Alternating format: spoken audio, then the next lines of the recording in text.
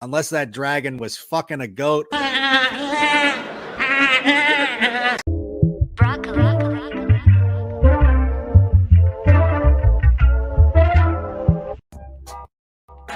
Yo!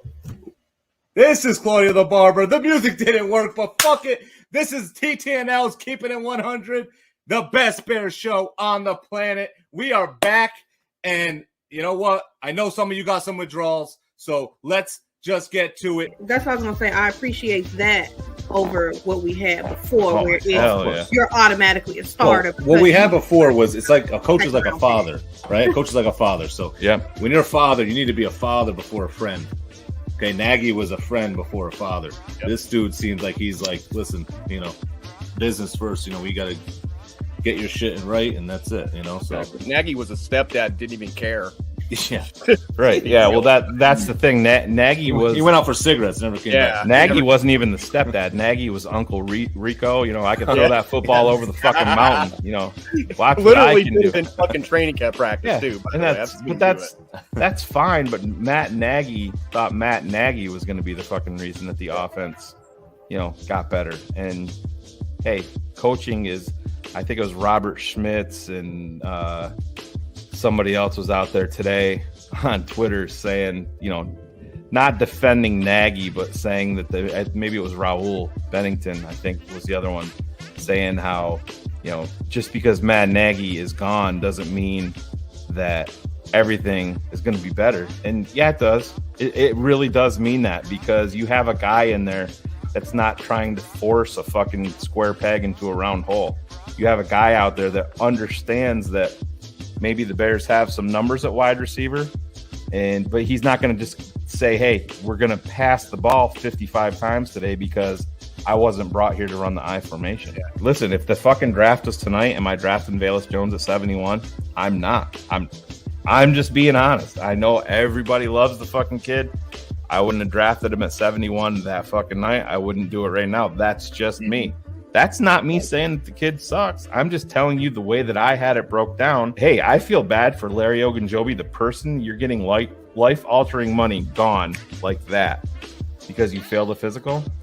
I want a stone-cold fucking killer at GM that'll be like, nope, give me that fucking pen. Nope. Moving on. I mean, for the people that sit out and say that, oh, well, why didn't we sign him to that one-year deal? Well, probably can't get a guy who's probably pissed off at our GM, who, I mean, obviously he was scorned in this situation. He's not coming back here. He wasn't planning on coming back because we scorned him on that deal. And Shane, right to your point, I'm glad we did. I'm glad our GM has enough sense to see what's going on, because if that's Ryan Pace, you know he's fucking ignoring that completely, and he's just signing him up outright that day. And then we're going to deal with it down the road.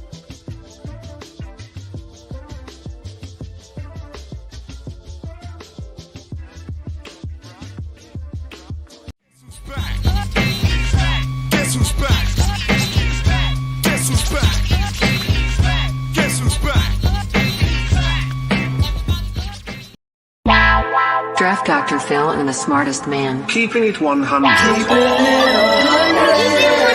Chicago's trading up. 100. Yes! What? Oh my God. Here it is! Recorded. The tape never lies. The people drop off, but we still rock. You'll never know how good your football team is going to be until you play with maximum effort.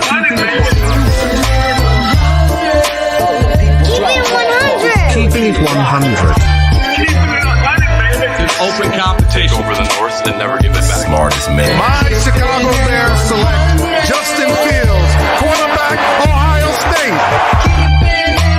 Guess who's back? The two dudes that kept it real. Dynamic duo that you love, the smartest man at Dr. Phil. Breaking down the film, never a problem, kick it straight. Most shows focus on stats, we focus on the tape. We keeping it 100, never running east to west. We coming with that truth, cause that's what our fans expect. Cut off the freaking anchor, forward to be free. But don't you worry, Shane's got the dumbest tweets. It ain't no secret, Phil and Shane got some haters. But now they're all stuck like the Jew and now and laters. Tomatoes, frauds get kicked like Coach Tabor. Cuts had to be made, we added a barber monitor. the radio, up and down. Boys got you double checking. Sad sacks scrolling like a fool drum texting. Flexing on the truth, cause you know they'll never change. Real, recognize real, that's what you get with Phil and Jimmy. Fuck the name. We do when we're breaking down the Bears. Fuck a play or a captain, all of the unfair. The tape never lies. The truth, you see, we laugh, we analyze, so there's no babies like Maybelline. Straight to the truth with acumen and facts. We got a stat nerd, but he's not just giving nerd stats. Car crash,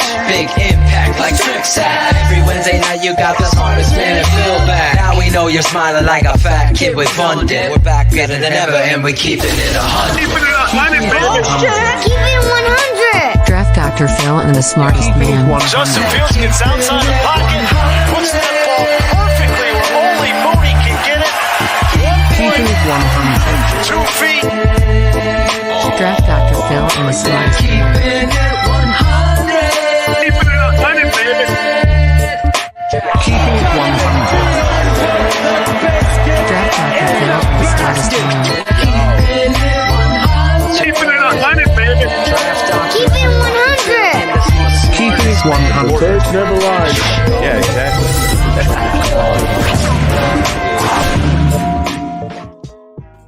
Yo, this is Claudio the Barber, and this is TTNL's Keeping It 100, the best Bears show on the planet, bar none. Of course, we got another great show for you tonight. We got a special guest, not going to tell you who, you can guess. And let's just get to it. Let's bring on the boys, Shane, the smartest man, Marsall, and guess who's back? Back again. Yo. Back. Tell a friend. What up? Yes, Claudio. Yes. We're all back. We are all back. Better than ever, right? Always better than ever. Welcome back, everybody. This is Mr. Rogers' neighborhood. It's just Bratcher's world. We're all living in it, man. Yeah, I gotta text him, see if I can talk yet. Just a minute, let me do that. Oh, he set himself up for a whole lot. Oh my god. The best part about it was he's playing the I was so high card. So all the shit that I have written down to eviscerate him about tonight, live on air, he doesn't even remember because he was so fucking high. He's gonna pull the Jackal's excuse. He's got to come up with a different excuse. I know. That's He's pulling the I was high card. I can't believe it. Yeah. Can't believe it. What's up? Talking Chicago Bears football. Obviously, let me get this out of the way. Obviously, I want to just thank everybody for obviously in shout outs. I'll call you out by name like Romper Room. I need one of those things. Remember, I don't know if you ever, I'm showing my age where she would pull that magic lollipop and look through it. I then think she did shout outs before shout outs. Look at I that. got a lot of dates getting people to pull the magic lollipop. It's a whole different show, though. Nah, then I want to thank everybody that reached out. We're big believers in vulnerability, positivity, and empathy and loyalty. All the T's, except T in London. We don't get down with that. So everything I say in all truth is thank you, everybody. Not gonna lie, my family's been through a lot, and then this kind of out of the blue. Shane didn't even know till it was like last minute, and it was a whirlwind to say the very least. It gives perspective. You find out who your friends are. You find out, perspective on life, how important the little things are. And football has always been such a big thing in my life. So to be away from the show and everything and knowing that it was in good hands with Shane and Claudio, Jackal, my girl Cherie, none better. Cherie, obviously Bratcher held everything down. Oh, jeez, nobody's better. We'll get to that fucker in a minute. But yes, the positivity, and I'll save it for the shout outs, but it would be remiss if I didn't address it. We just start talking Bears right out the gate. But Yeah, it was a lot on my family, things we didn't expect happened, but that's been par for the course for this network. It's been crazy what we've dealt with. I think we should write a movie, Shane. The TTNL soap opera. Holy A lot has shit. happened in what, 2.5 years? Holy cow! Even from where we started to where we are now, and the perspective on it is crazy. But you fans are just outstanding and amazing. I'll miss people that I should, so I could just thank everybody. Really, I feel so much better. I'm sure it'll be brought up a bunch tonight, and I'm always the brunt of the joke, but I have serious thick skin. So when it's time to be serious like that, you get to the perspective of, I just want to thank everybody. So the show must go on, as they say. I will. And I want to thank you patrons that have been so supportive. There's a certain perspective. I had one fan just write this amazing articulated analysis of what TTNL Network is. And it's like, it should be the foreword or the movie voice preview of the show. It would be like, but he just understood that so many people are trying to copy what we do. But the reality is the authenticity and the vulnerability is just real. So you can't copy that shit. It's like, no, I'm really pissed off in my rant. And I really do know a hell of a lot more football than Alan Bratcher ever will. So it's like that reality. And I will take shots at everybody that doesn't know dick about how great David Montgomery is.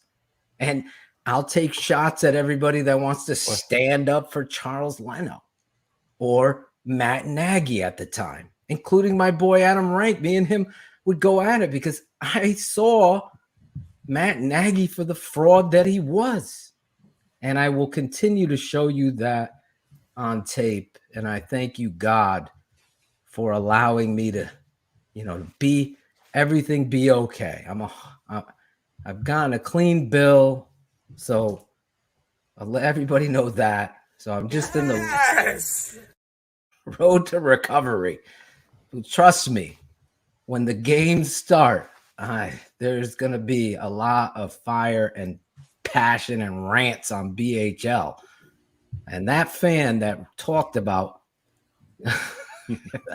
at least you could admit it. You didn't go back and delete his tweets defending Nagy or his statements with me. Credit where credit is due is why Adam Rank is a brother and why, Shane and Cars, everybody's held accountable.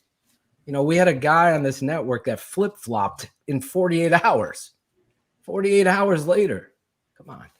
Can't do that and be a part of this network. You gotta have your understanding of your analysis, and you believe in that, even if it's wrong. At least Bratcher believes that Khalil Herbert's better than David Montgomery. At least he believes that. That's not what I dumb mean. As shit. That's not what I mean. Who's better? Wait. Let me ask. Hold the phone on that. Who's better? That's all I've heard. I said who's receiving wise. Who's better in the open field, Bratcher? I feel like in the open.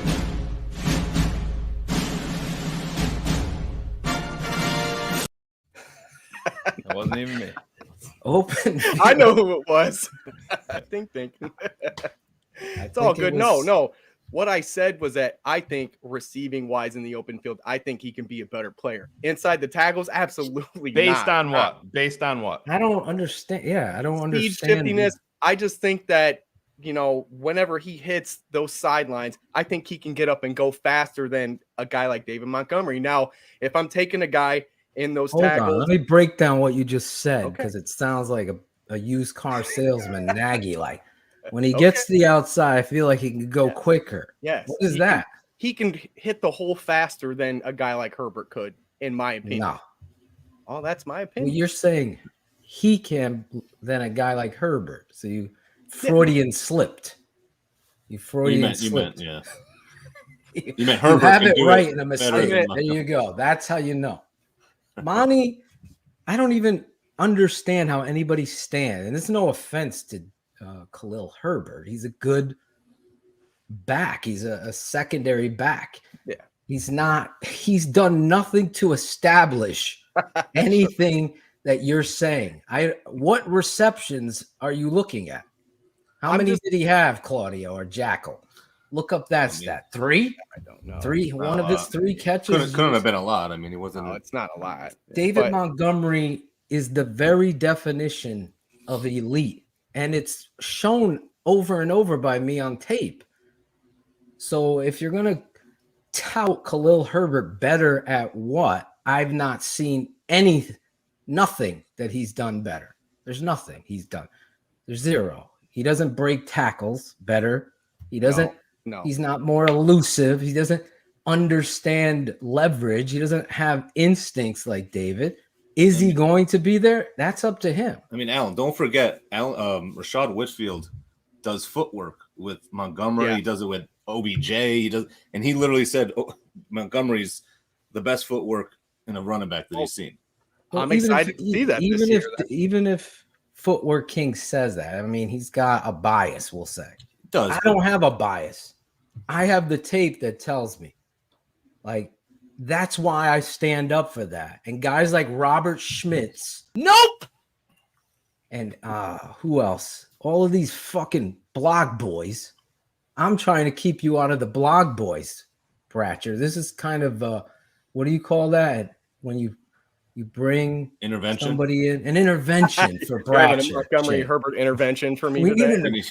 There's no Montgomery Herbert. We're having a football running back intervention from you.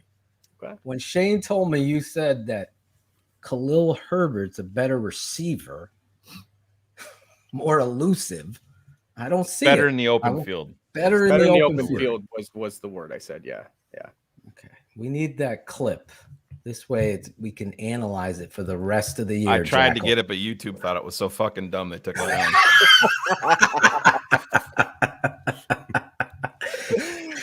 See, we hold everybody accountable. I'm okay with it. I'll tell you fucks out there, if my father and I disagree about something, I'm going to hold him accountable too, because that's what I do. You fucks. I mean, who breaks down tape and agrees with what we see on tape? It's like asking Adam Rank. I've never been to California. How do I get to the Coliseum? Well, first you take a right here, and then you take that. And then there's traffic. I listen to Waze, right? Because Waze understands from a satellite angle. That's what the tape does. It shows you the truth. So that's what we're going to get to, the truth this year. And no other network. I can't wait to see these motherfuckers flip-flop. Like the Hub Arkishes of the world. And these Phil, we do have a question from the chat room if you'd like to address go this. ahead. If Montgomery's so good, why isn't he on the family night? Right. I said I'm going to rant about this. So Ryan Cox is always under my skin finding shit that he knows is so dumb that it's just going to instigate me into a football frenzy, Sheree. And I think it's so important that somebody stand up for the truth, because it ain't Kyle motherfucking Brandt, because he's flip-flopping to Buffalo. Sheree, how did you feel about Bratcher's somewhere over there comparison? Why didn't anyone say anything last week to me? We did. Yeah. You did. You just kept talking. I did. I didn't want to get yelled at. We wanted to let Phil get at you because it's just more fun. I told you on air I was going to present this. You did? To Phil. It's How fine. the fuck, though? Seriously, you're the Chicago Bears, and some nerd is going to have an argument about this shit and say, well, you know, there's a new coaching staff, but David Montgomery is your identity of your offense moving forward. Mike Ditka came in. Walter was drafted in 75. Ditka came in, 82? I can guarantee Walter Payton's on the fucking cover of everything. because that's what you do. But every time I look at this social media department of the Chicago Bears, it's an embarrassment. It's a travesty. It's something that I don't understand. And everybody knows I have a personal feeling for David Montgomery, right? Because they don't understand the bottom of the pile. And what I mean by that is, like, when you see somebody who's working their asses off and doing everything in their power to win or be successful and be good at doing it, but have everybody, including the referees, the opponent, their head coach, their shitty offensive line, their shitty play caller going against them. And we got guys like Bratcher talking about Khalil Herbert, missing the fucking greatest thing in front of them. It ain't Justin Fields or Darnell Mooney. It's this fucking guy giving everything for Bob Slowinski and every Pollock and every Bears fan and every motherfucking whoever that loves this team and says, I've stuck a flag for tailgating. That's how much, when I watch tape, I get blown away. My father loves the Patriots. He sits next to me and he just kicks his feet out at 82 years old saying, I can't believe this back. You can't believe it. And this fucking clown boy who only looks like Adam Rank would call plays and make sure David had 20 carries, because that's what you do to win. And any of these guys, like John Wood, saying we're not good with David Montgomery. We're better off without him. I'm the anti of that. And I think it's so important that we start recognizing those 2 points. Ditka, presence of mind. David's there. If David wasn't at fucking picture day, then wait till picture day. He was there. I just looked. Oh, so he was at picture day, and here's Justin Fields. There's 88 pictures, and he's like the first 2 or 3. With Khalil Herbert on your cover of your family day advertisement. Get the fuck out of here, Chicago. Whoever your media department is clueless. Clueless. Fucking, what was her name? From fucking Sleepless in Seattle. What the hell's that chick's name? Meg Ryan. Meg Ryan. Meg Ryan's smarter than the fucking media person. I just don't get it. It's like, don't miss the ball on these guys. Don't miss the ball. Bratch, I don't obviously agree with you. Montgomery's way better than Herbert, but I do see why you're excited. Better, I know, but I do see why you're excited about him. I'm saying in one field, I think that he can be better than David Montgomery. That's all I'm saying here. I'm not saying like a great change of pace, and he's a great back behind him. Like, for sure. I'm not saying that if I got to choose one, I'm going to take Herbert. There's no damn way I'm doing that. Absolutely not. I'm just saying in one aspect of the game, I think he can maybe show something different in a better way than a guy like David Montgomery. Nope. What? We really didn't see Montgomery get that. That's totally up to you. That's we didn't see Montgomery get. The stats don't really give it a whole lot of justice either. I mean, honestly, like if you want those stats, they're not that great. Obviously, you know how I feel about stats. Well, then I won't give them to you. That's fine. Great stats job are for producing here. Who is doing this?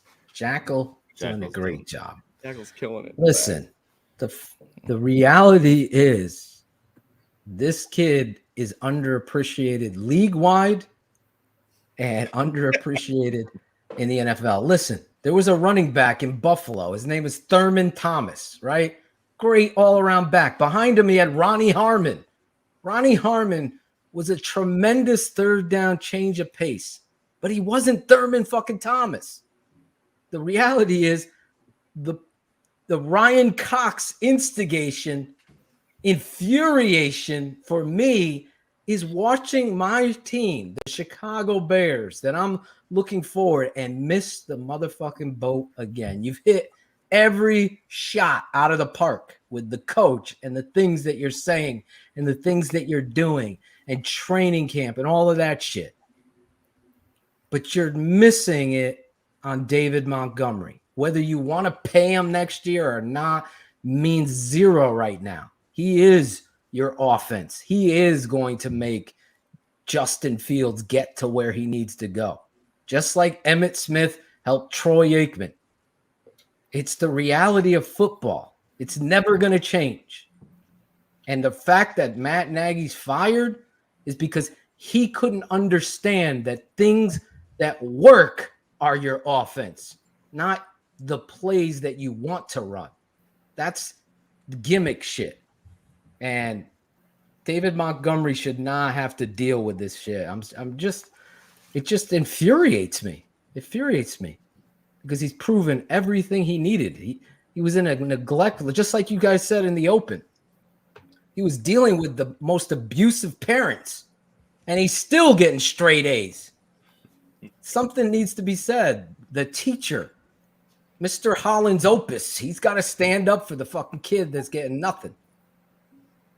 I can't express it enough. I think it's a terrible look by the freaking Chicago Bears and by this media department. I'm not going to blame Poles and Eberflus for this because they got enough to deal with. You think they're double checking Cindy's fucking media post? But somebody in there with a sense of fucking football. Hire somebody that represents the fucking Chicago Bears in a manner with which they need to be represented.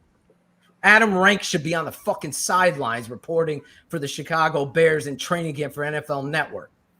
That's what those types that understand it. Don't let me see fucking Schrager or Brandt. Okay, I wish I was in Buffalo, but I'm here right now with Khalil Herbert. He's great in the open field. Let me tell you. Hey, come here, Khalil. How you doing? This is what we're going to do. It's going to be a shit show covering this shit. Not here. I will lose my head. Lose my head. Oh, I know. Well, Bratcher's bad take brought the fans something that they've been wanting is a field rant. So thank you, Bratcher. Yeah, Connor's like, I left twice and I come back and Phil's mad. I'm gonna come be mad. watch after BHL. Watch open the BHL, and then you'll see how mad Phil can get. BHL. You said people weren't going to like me and get mad at me when I came on here, Phil. I didn't think you were going to be the first one.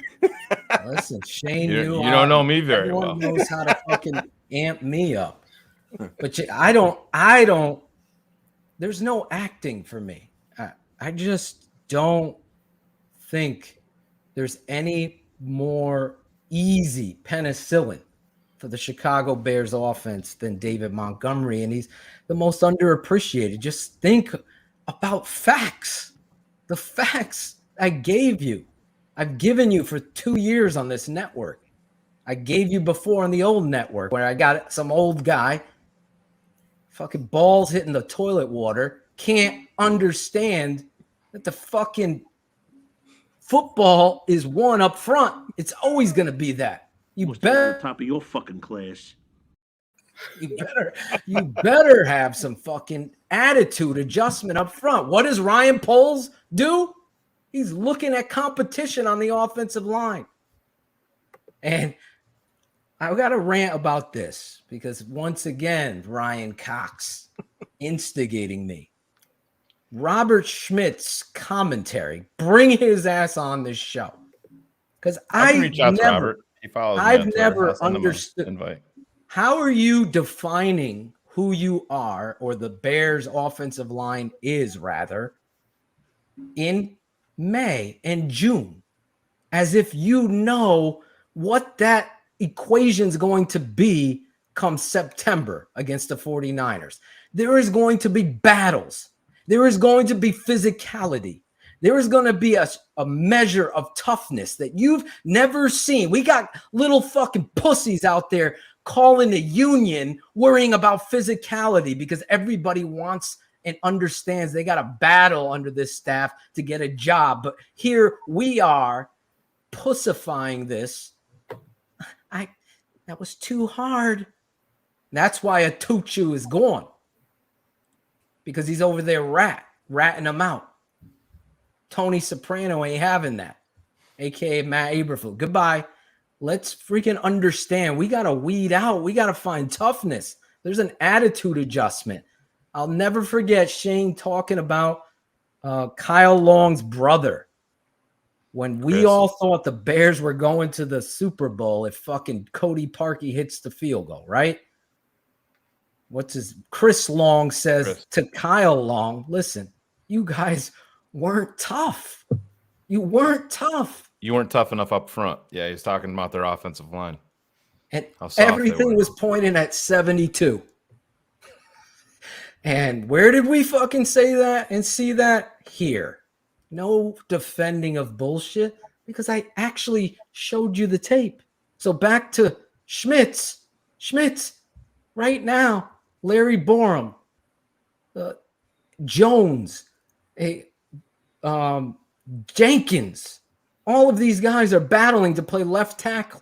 We don't know.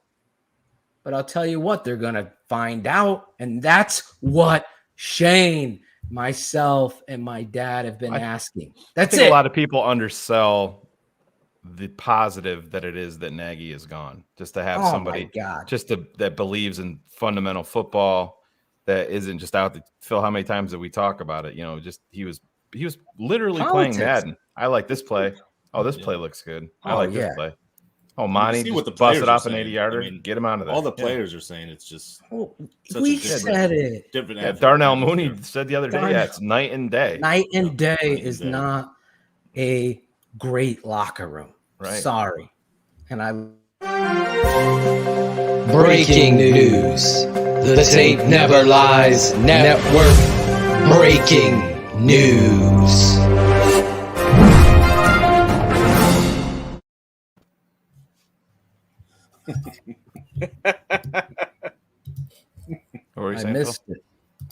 I missed that.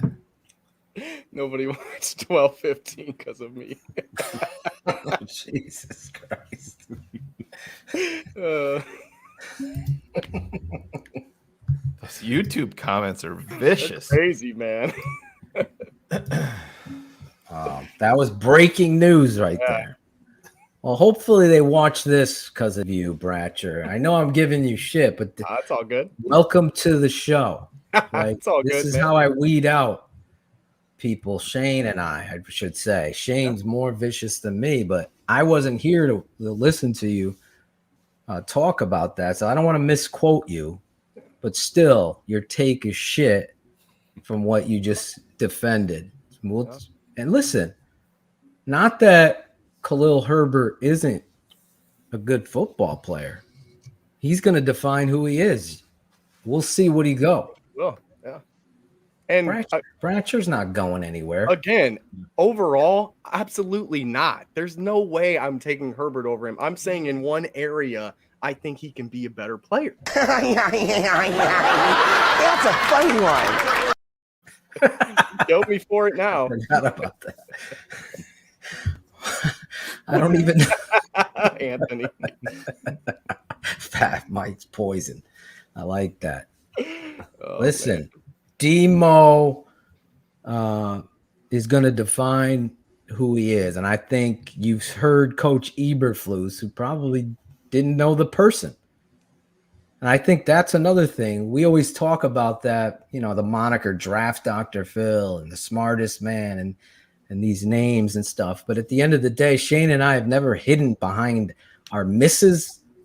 And I don't think we celebrate our bullseyes enough, to be perfectly honest. We never go back and say, look at this shit. We were right on the point. We just talk about it. The fans, you guys do a good job of that. So I think it's an even balance. But I'll say this, you know, we don't get to know the person when we're analyzing the tape of these players. That's on the GM. And I would say in a game that's 85% mental, think about that. How important is that job interview, sitting down with this person that's going to have to learn your system, understand and embrace the culture that you want, understand the physicality and the demands. And remember, Curtis Conway was homesick, and this guy's dealing with that, and this guy's got a baby mama drama, and this guy's got a girlfriend that, she cooks everything. This guy's a mama's boy. We go down the list of things that are going on outside of the game, let alone to the game. So it is a tough job to be a coach and to do it in the NFL and deal with all those personalities on top of the money. You define who you are. That's why I've never, ever shied away from defending Belichick. It's not all because of Mr. Brady. It's the reality of what he teaches. And that goes two ways. Don't all of a sudden take away Mac Jones's tremendous performances because he's working for Belichick. Of course. Well, where was that strength in your voice when he was drafted? Yeah, we'll see. Well, you can't have it both ways. You just can't. We'll never fucking do that. Hit the like button. Smash the like button. Understand we're back. Keeping it 100. Keeping it 100 on the Tape Never Lies Network. Wow. I was laying on that hospital bed and I was like, you never know. Like, will you be back? Will you be back? And here we are. I'm ranting, Cherie. I'm ranting tonight. Welcome back. Yeah, I feel like I'm in mid-season form. Wait to Bears Hour Live, that first game, Claudio. Right? I mean, hopefully it'll be a fucking blowout. You won't be too pissed, but we'll see. I get pissed no matter. Even if we win, I'll be fired up. Oh, I know. I watched the game with you. We could be fucking up by 50. He's like, yeah, but that fucking dude is fucking holding too many fucking times. Oh, man. When have we been up by 50? That's what I want. Yeah. Rex Grossman obviously against that the Buffalo was a joke. Bills, that Obviously game. That was a joke. That was the first time I felt like, whoa. I think the last one was like the Titans game. I think Urlacher had his last pick six that game. Just, it was, what was it, like 55-12 or something like that they won? It was something crazy. That's nice. Jeff Adams, this is something that I wanted to talk about. This is weird that Jeff brings this up. I don't know if he's meaning what I'm about to mean, but this was where Adam Rank's boy, Matt Nagy, fucked up. The system is never the star. It's never. It's the players. Like, it'll always be the player. I don't give a shit what coach you deal with. The players embrace, those are most important. Now you, as the coach, have to put them in the best systems and positions to be successful, on top of juggling all that other stuff that I was talking about. It is an immense job. Even Nick Saban, he gets a lot of shit because he's got all these fucking 5-star recruits, right? You still have to prepare. Watch those fucks play defensive line. Watch the linebackers flow, deliver the blow, scrape to the football. That is coached fundamentals over and over and over. Remember when we had Dieter Eisland on here? We had David Montgomery. We had Zach Miller, who former tight end, watching practice. We had Larry Borum. I asked all of them. Shane asked all of them. Do you guys go out there and run a play over again if you fuck up? And every one of them to a man said, nope. I go, what? I go, I don't know what's worse. The fact that you don't watch the game in front of your peers or that.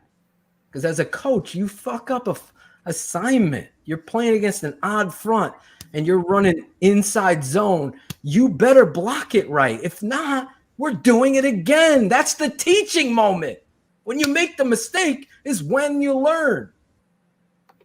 So hopefully this coach will be different. They'll let Greg Braggs from Indiana, right, Cherie? Definitely. They'll let him film. Nobody likes Braggs. They'll let him film a video. When I get Alan Bratcher, Team Herbert out there, they'll let Bratcher film a highlight so we could see the coach. What are you hiding from? This isn't hide and seek. It's unbelievable. I'm out here in I'm out in New England, and I was covering the Bears for Bears Wire. Hatgate, as Shane calls it. Must have been at the top of your fucking class. And I'm watching practice, and there's fucking live streaming it to their fans, right? Of all teams, the fucking Patriots that win Super Bowls every other year. And they're right in the middle of coach yelling at a player. And it was the left tackle who's now with the Giants. And he's fucking ripping him a new ass. And it's going over the loudspeakers and kids. If you're not going to fucking step with your left foot and deliver, then I don't even want your fucking $1 million ass out here. That's what Belichick's saying. And it's broadcast everywhere. That's football. That's what it is. If you're soft and you want everybody to get a fucking award, you're playing the wrong sport. That happens in soccer. Shouldn't happen in football. Whenever I hear soccer, I I'm just instantly waiting look at for Claudio. you to say soccer. Let me tell you, I could go on a rant about that. Fucking kids, my Jackal had the quote, like, do your sons know losing? I was thinking the same. They don't know losing. That was right? ridiculous. Steph told me what happened. That was ridiculous. So here in that, I know, but this is a family show, right? Fuck it, Bratcher. My sons go undefeated, win the championship. My son Tate, I'm proud of him, right? You should be proud. I'm not trying to brag about him. I'm just proud of him. He had 34 goals, more than anybody else in the whole league, right? Their team went undefeated, right? They get introduced last. All the awards are gone because they miscounted. All the other teams go, and they don't even get a popsicle like everybody else. They ran out of those. What are we sending? We're giving all these awards, these shiny giant. They made up for it later, but the reality is you stand up in front of everyone. Yes, I'm the fucking champ. What in the world are we teaching kids and people? The Atuchus out there, it's too hard. The best ability is availability. It's too no one. Everybody gets an award. You don't want to hurt Johnny's feelings. No, give me Eberflus. Let's see what Borum does. If Borum wins fucking left tackle, good for him. Think it makes me upset? I want the best out there. I love Larry Borum. I don't want to be right about Jenkins. I want a winner in Chicago. I know in my mind, Tevin should play left tackle. That's my opinion. That's going to help you win. If he feels more comfortable at right tackle, coach, I feel more. I don't give a fuck. Get over there and learn to be comfortable. That's what you do to make players better. The Bears have done this shit. How long, Shane? Kyle, you're such a great athlete. You're huge. You got 10-inch hands, 33 and a fourth length arm. What? You're the best athlete I've ever seen on an offensive line. Let's put you at right guard. Let's do that. This is like the anti-East Coast football. It's like, no wonder why we're fucking bragging about Khalil Herbert. We got nothing. We don't run. Let's run Santa Sleigh and Willy Wonka's Wopsicles. What are we doing? I can't wait to see what the fuck they got here. I'm so far. I've saved it all. I know. I was gonna say this is 2 weeks of we're just letting you let it all out. It's awesome. Kicked off the air for what? Willy Wonka's Wompsicles? Oh no. We'll talk later. Jesus. All right, go ahead. That's it. Model. Let's run the ball, Santa Sleigh. The frick are we doing? Yeah. Let's throw curls, curls, curls. Exactly. Look at Ray. Great job here, Ray. I watched that interview. That's a coach. Great one. That's why they win consistently. But they didn't win the Super Bowl. They got a fucking senior citizen at fucking quarterback playing with tape and glue. I don't know how they fucking do it over there. Never had a losing season. Mike They do it Tomlin with is. Trubisky this year, I guess. We'll see, Claudio. Do You it, got Kenny your Pickett this you got year. your money on it. Mm-mm. No, it's Pickett's team. Pickett will take over by week 8. The T formation. I honestly, guys, I came in fired up because of Bratcher and the media department with the Chicago Bears. They probably hate me. I don't care. I don't. Well, we can't announce it, but I think we know. I think we know that they don't care for us. But here's your coach. Come on, Nick Perry, get your elbow up and throw the ball. What'd you do when you were a kid? Play Nintendo? What are we doing? Your hands are back here, man. Might as well stick them up your. Exactly. Like, we have to stand up in a world that's going ass backwards. I mean, it's just the reality. I'm not going to let football go there. I'm not. Fuck DirecTV. Start fucking streaming and paying. I want to pay Amazon Prime to watch my Bears every week. Yeah, this is the last year for DirecTV. Exactly. I'm not going backwards here. Right. I'm not going backwards.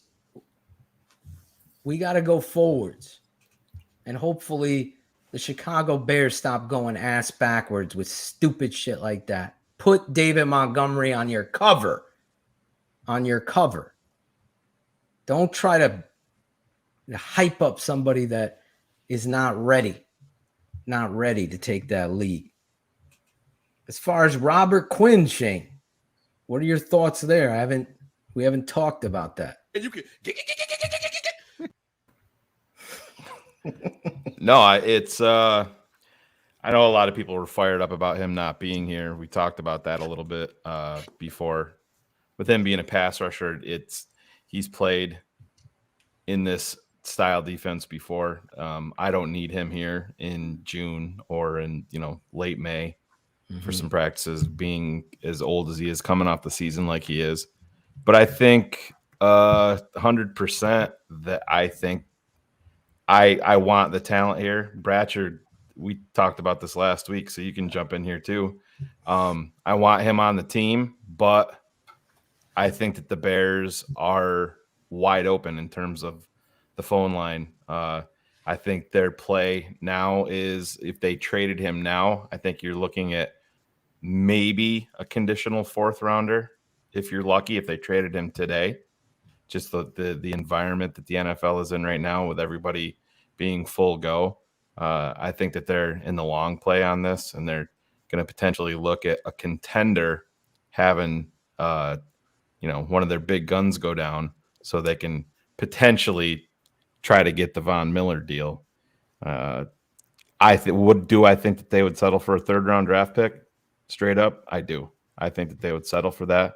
But I absolutely, like Bratcher said, he doesn't even want him on the roster. I don't understand that at all, because I think he's invaluable in terms of what he just makes your pass rush. That is somebody that is going to help out your quarterback, Phil, like we've talked about.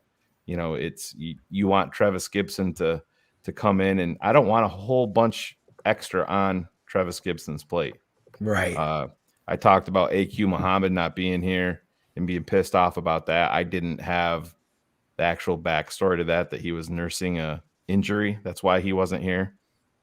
But still, these are guys that they're both going to have to take that next step. Travis Gibson had 7 sacks last year. He's got to scratch the surface on double-digit sacks this year. There's whispers out there that Robert Quinn feels like he's outperformed his contract, and if that is the case, that's ridiculous. Absolutely ridiculous, because you've been here for 2 years, and I understand that you were hurt, but I'm not paying you off one season when you're 32, 33 years old. And your history has shown me that it's a peak followed up by a valley. And I understand the importance that he has to this team as a leader, especially on this defense. But I don't think that's Ryan Poles' focus right now.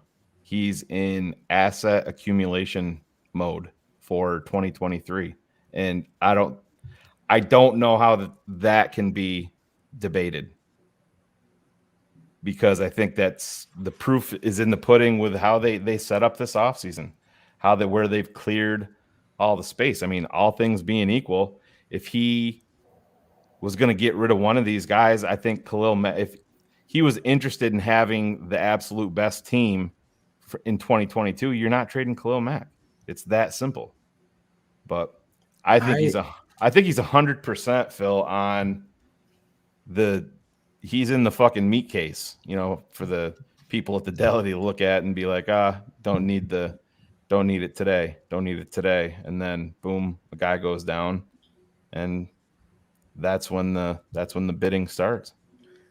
Well, here I agree with 85% of what you're saying. I think maybe it all. I don't know. Those haters will come out. But your goal is to find a Robert Quinn. Right. You already got one. So now sacking the quarterback is second to throwing and running on offense. So defense, getting to the quarterback. You got the Mariano Rivera of closers there. He's a closer. He knows how to strip the fucking ball. You heard Gibson refer to that Khalil and Robert were teaching them. It's just more important than even a sack. Travis himself said he's like, Rob doesn't need to be here, but that's what it is, man. It's just none of this is talking about his talent. His talent is undeniable. Even Phil, we talked here on this network until we were blue in the face. There was guys out there that cover the Bears every single day that we have had on this show that wanted him released or flipped for whatever you could get. Yeah, for a 6th round draft pick, for a conditional 7. And anything to get him off of the team. Yeah, where'd they go? We talked about it multiple times. This isn't a talent. Did we steal that point from another podcast? Oh, sorry. But it goes back to it goes back to your other favorite subject in David Montgomery. It never comes down to a talent issue. The talent is there. It's just you don't like to hear it, but there's a financial component to every single move in the NFL. I agree. I just, again, I don't want to get into that yet because I think the definition of finances is defined on the field. So if David goes out there and he goes 1,700 yards, 15 touchdowns rushing, 8 receiving, all of a sudden you got to get this guy. Then you franchise exactly. him because for a year, but they're not giving him a long-term. How do you know that they don't say, you know what, this guy? I mean, the thing that makes David Montgomery different than an Ezekiel Elliott, back to David, is because David actually loves football so much more than himself. Ezekiel loves himself. So when people use those comparisons, I look at the tape. The play's going away. David's blocking backside. He's fucking taking someone down. He's got 3rd round draft pick guarantees. Ezekiel was a top 5 pick, so he's got that big time guaranteed. But David's got good money for a 3rd round draft pick. It's not generational money. If the Bears come to David and they give him a fair deal, I just think David's the kind of guy that's a team oriented believer in himself and the team. You'll see. But what I keep pointing to, Phil, is that you saw Bratcher's boy Khalil Herbert is here on a peanuts contract. They went out, and you cannot undersell this. They went out and they did not sign him off the free agent scrap heap. They claimed Darrington Evans, who comes with guaranteed money, as a 3rd round draft pick in Tennessee. They went out and they drafted another running back after making those moves. Treston Ebner. Yes. And then you have David. By the way, we'll be breaking him down with Matt Waldman. Yeah, looking forward to it. The next couple weekends on Patreon. The great Matt Waldman. That is potentially the move. If you see David put up a historic type season, financially, the move is it's pretty easy to What franchise did the a running back. Packers do? They paid Jones, right? What was his deal? Does Jackal have those numbers? Yeah. They recognize this is Luke Getsy. This is Kyle Shanahan. You're going to see this kind of offense that fits Justin and David. And that's where Goliath needs to understand. And that Goliath is the Bears. And I want to clear up something. Yeah, I was 4 talking years, about- 4 years, 48 million. There you got go. 13 million signing bonus, 13 million guaranteed at signing. So you look at that, those numbers. This guy is in that frame of talent. And barring injury, I just believe David Montgomery is going to shut up a lot of blog boys and a lot of people that don't understand the root, just like sauce. Everybody could fucking open a can of Chef Boyardee, right, Claudio? Not everybody could make the sauce where people are like, wow, this is fucking phenomenal. This spaghetti, this penne, whatever you're eating. That's the difference. The sauce is David Montgomery. He's the best running back I've seen since Peyton in Chicago. And it's on tape there. And that's my truth. I've watched all of these guys. I was a huge fan of Kadeem Carey. He ran so hard, but he got injured. You can't win on you're not there. I was a huge fan of Raymond Harris. I don't think anybody here other than Bratcher is questioning talent with David Montgomery. I'm not questioning his talent at all. In the open field, you are. In the open field. Yeah, making plays in the open field, kick, catch. There's a catch David Montgomery makes of a pass. It's his first fucking shoulder. game. First game against the Packers. Game 1, 2019. Trubisky throws this ball. Chicago. Yeah. So bad. If he fucking leads him, If he's he gone. leads him, he walks in the end zone. And it's like over the top. Willie Mays turning. Mitchell Galloway just texted me and said, a seagull wind shear. Cut that ball down. Mitch threw a perfect ball. Remember the catch last year against the Vikings over the – I mean, this guy can make he was phenomenal at Iowa State. Look at the catch that sealed the game. Well, it didn't really seal it, but the third down catch against Tampa from Nick Foles. God. That was the same type of deal. I mean, it was an awesome catch. He got off the line of scrimmage, and boom, there you go, making the play. But Thomas is in the conversation too. He was a tremendous. I think you got to do a patron little film session with Bratcher. I will. Clearly, he wasn't a patron for when me and my dad broke. Why David Montgomery's elite? Why he's elite? He's not elite. Are you a patron now, Bratcher? I kind of sit in the back and watch quite a bit. Yeah. But Jesus. There's somebody offended by my Polish people praise. You don't need to bring it God. back up. I think, We'll just move on. I'm prideful in the Chicago. Phil, let me ask you this: you are a building. Yes, you are the Chicago Bears heading into 2023, and you have 25-year-old David Montgomery as an unrestricted free agent, and you have a 25-year-old Thomas Jones as an unrestricted free agent. And they both want to play for you, but you can only sign one. Who are you signing? David Montgomery.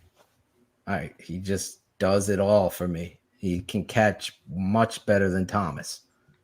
And he's the threat. I'm telling you, he's been in a system that doesn't even embrace what this kid could do. Some people could say Jones, but Walter Payton ran the hardest that I've ever seen. And he would do things, obviously, everyone loved. That's why I'm a Bears fan. But David Montgomery, Claudio sits with me watching these games.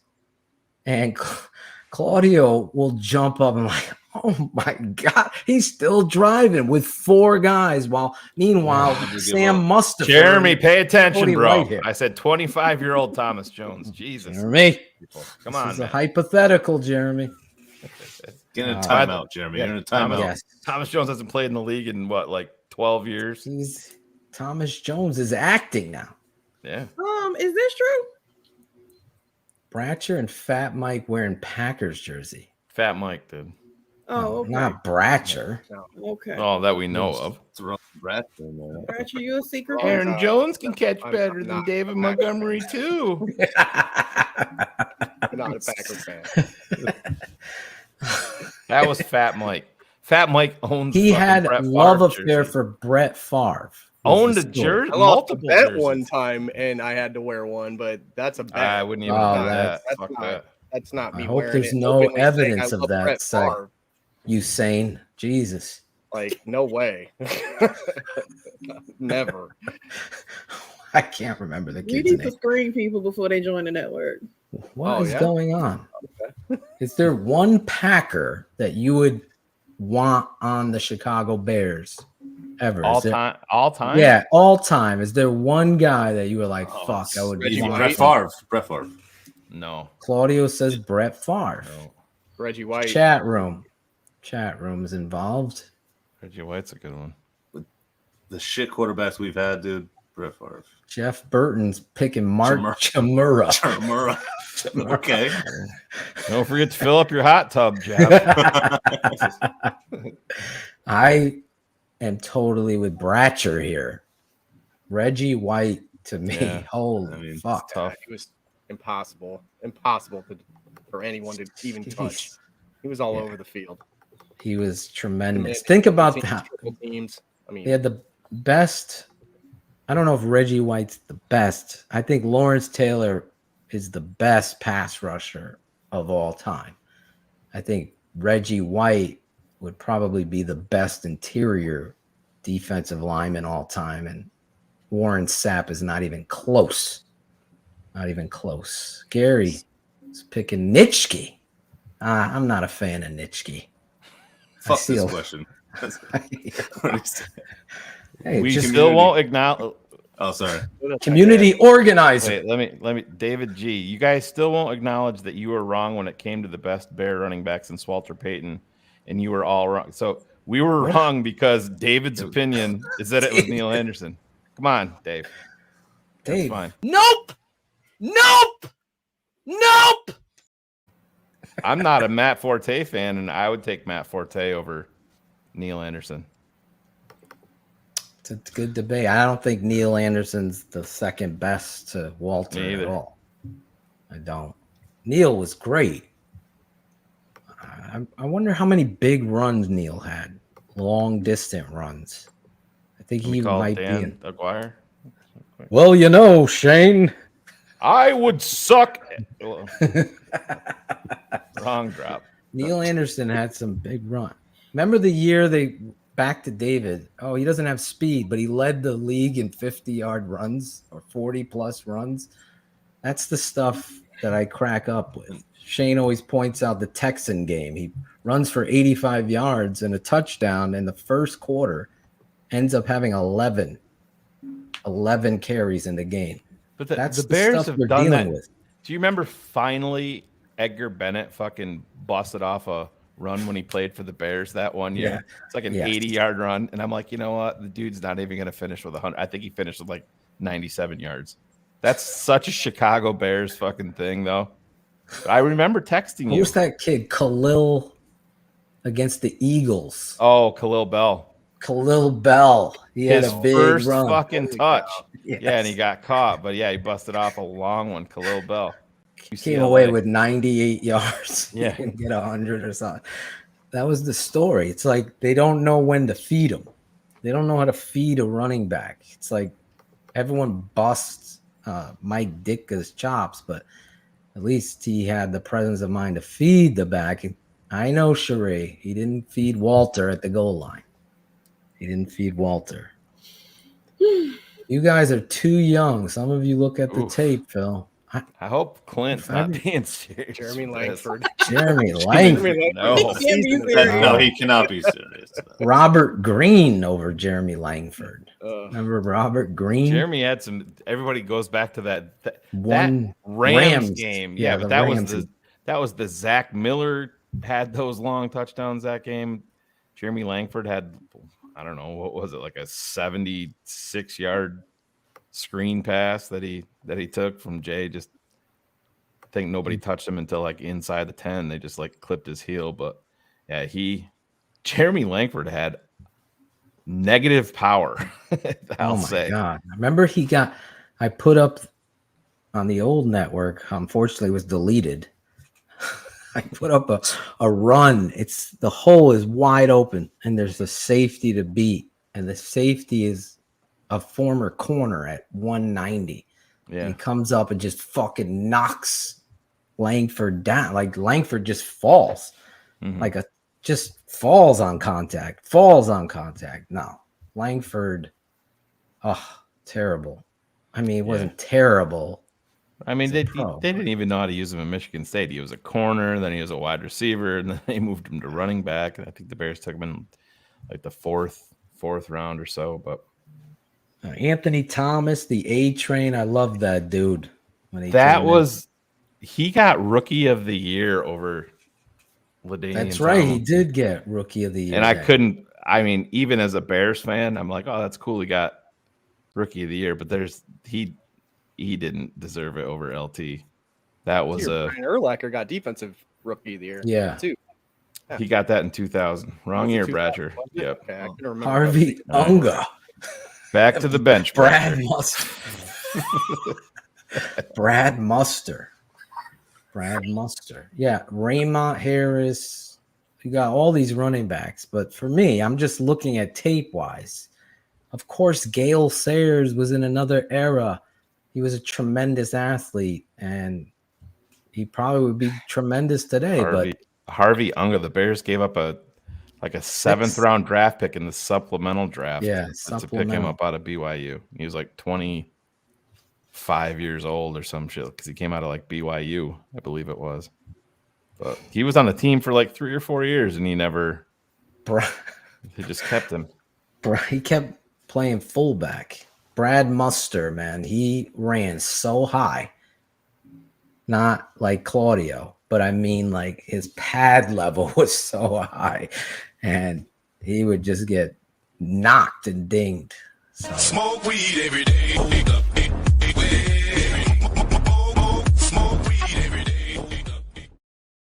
You haven't played that. Tailgate. Can't wait for the next tailgate. Yeah, we're gonna announce it in the next coming weeks. Can't wait. The TTNL Bratcher was tailgate in crying Chicago. about that too last week. I heard this guy's like bitching about everything. Cherie doesn't like me. Jackal hates me. I don't think she does right now. Jackal. You guys had to scream just to get anyone to come on this network. I mean, I'm starting to wonder. I'm just saying, you coming in with some bad taste. We didn't need to That's screen all. you, bro. You called us. At least we said don't. We didn't say don't call us. We'll call you. We embraced you, Bratcher. Yeah. Are you happy to be here now? I am. Yeah, absolutely. I took time out of my family vacation to talk to you, Bratcher. did. Remember? I told Fat Mike I couldn't talk to him. I told him I was going on a fishing boat. Don't fucking blame you one bit there. We'll see, though. The running back situation and the offense, Luke Getsy's getting hype. All right, I always worry about that. Did you see that? The most underrated guy. I forget how they worded it. It might have been a fucking Shane's Boy sports mockery article, but it popped up on me. Luke Getsy, the next in line to be great as far as a head coach. The guy hasn't fucking called an NFL game yet, but in preseason for the Packers. Now, this stuff just baffles me that I hate when people do this too. It doesn't excuse it for me. Well, it's late in the off season and people are looking for things to write. Don't fucking make shit up. Right. You know what I'm saying? Don't just fucking let's just make something up. Let's just do it. So there's this. We have a surprise guest coming up here. Yes. 20 minutes. 20 minutes. So you know what that means. Oh. Oh, yeah. Cherie. I'm back. Cherie. Moist. Claudio. Just get it started. Ruined it, Just man. one word. Just killed it. I Laid did it it out last there. week. Where's Jackal? Jackal's been here all night. Look at him. Hiding. There Oh, he there he is. is. There it is. There he Hey, is. motherfuckers and Bratcher, how we doing?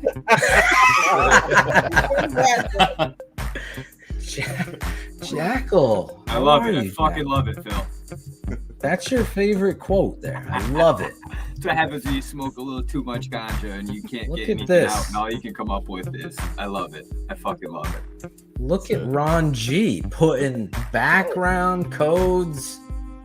Bratcher couldn't do that shit Ron for G's 7 weeks. killing He's it. been- He's killing it. Hey, leave Bratcher alone. He had non-COVID COVID. He's still recovering.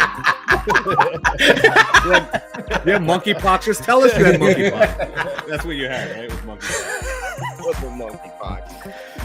Poor fucking Bull Thank Kennedy fucking God. goes, "Can you guys get me a clip?" And Bratcher's like, "Oh, yo, I'm at work. I can't." 3 minutes later, he posts on Facebook, "I'm not working this week. Anybody got some odd After I jobs?" got off work, I did 4 hours later. Fucking Yeah, I did. guy, I tell you. Can only imagine the smells coming out of that thing, but you know, we love. That's right, Sheree. Oh, The you smells Sheree. coming out of that thing. What do we got to do, Sheree? Well, so you guys know, summer is here. The sun Yes. is shining, and your man's balls are smoother than Timothy Chalamet's chest. What happened to my music? What happened to it? I'm just a fan. I think it was just starting over.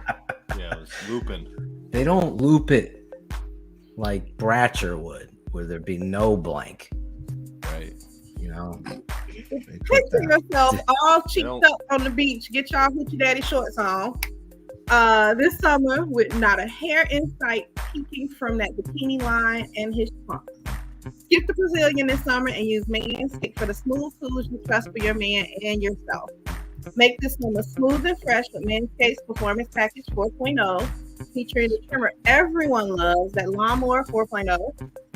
Dive head first into summer by joining the 4 million people worldwide who trust Manscaped, and get ready for hot girl summer by going to manscaped.com for 20% off plus free shipping with the code YOKO. The Manscaped Performance Package 4.0 has everything you and your man need to perfect that summer bond. Inside this package, you'll find their Lawnmower 4.0 trimmer, Weed Whacker ear and nose hair trimmer, the Crop Preserver ball deodorant, the Crop Reviver toner, Performance Extra Grease, and a travel bag for anywhere you're going this summer. Their Lawnmower 4.0 trimmer features a cutting-edge ceramic blade to reduce grooming accidents thanks to their advanced skin-safe technology. The Lawnmower 4.0 has 7,000 RPM motor, a new multifunction on and off switch that can engage a travel lock, and gives you the ability to turn the 4000K LED spotlight on and off when needed for a more precise shave. Did I mention the trimmer is waterproof too? From the shower to the beach, the Lawnmower 4.0 is the best trimmer for down there and everywhere that needs a shave. Let's throw curls, curls, curls. Shave your curls. Once his stuff down there is taken care of, look after the rest with Manscaped liquid formulations. Before heading outside, make sure he uses Crop Preserver ball deodorant to stay cool in the heat. And after long days mowing the grass, get your crotch garden back to tip-top shape. With the crotch- can only imagine the smells coming out of that thing, but Your balls look like Zorich's head. Zorich came in at the perfect time. Yeah, he did. Oh my God! That's what I was thinking. Manscaped is hooking y'all up with also 2 free gifts to their Performance Package 4.0. The Manscaped boxes and the shared travel bag. The perfect gifts for staying in or traveling. If your man is using a nail kit, you need to get him the Manscaped Shears 2.0. The package has everything he'll need to have his nails looking pristine. He needs his own nail clippers, tweezers, and grooming scissors, ladies. Uh-oh. Blue skin Look who came shave in. only this summer. Will there? Got in just in time. Hold on. Wait, give him a chance to get ready. Let him get his stuff that he needs. Won't take long to finish. Newest Lather it invention up. here is called the Cobb Quickie.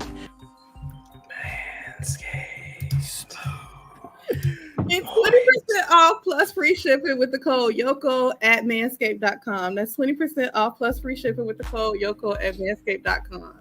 Buns out, suns out this summer with Manscaped, ladies. Buns out, suns out. Manscaped, like those guys. Listen, Manscaped. Get your Manscaped on. I am a user of the Manscaped product. Fuck yourself. Yes. And if you should do that, if you don't get one, go over there, manscaped.com, 20% off. Use the code YOKO.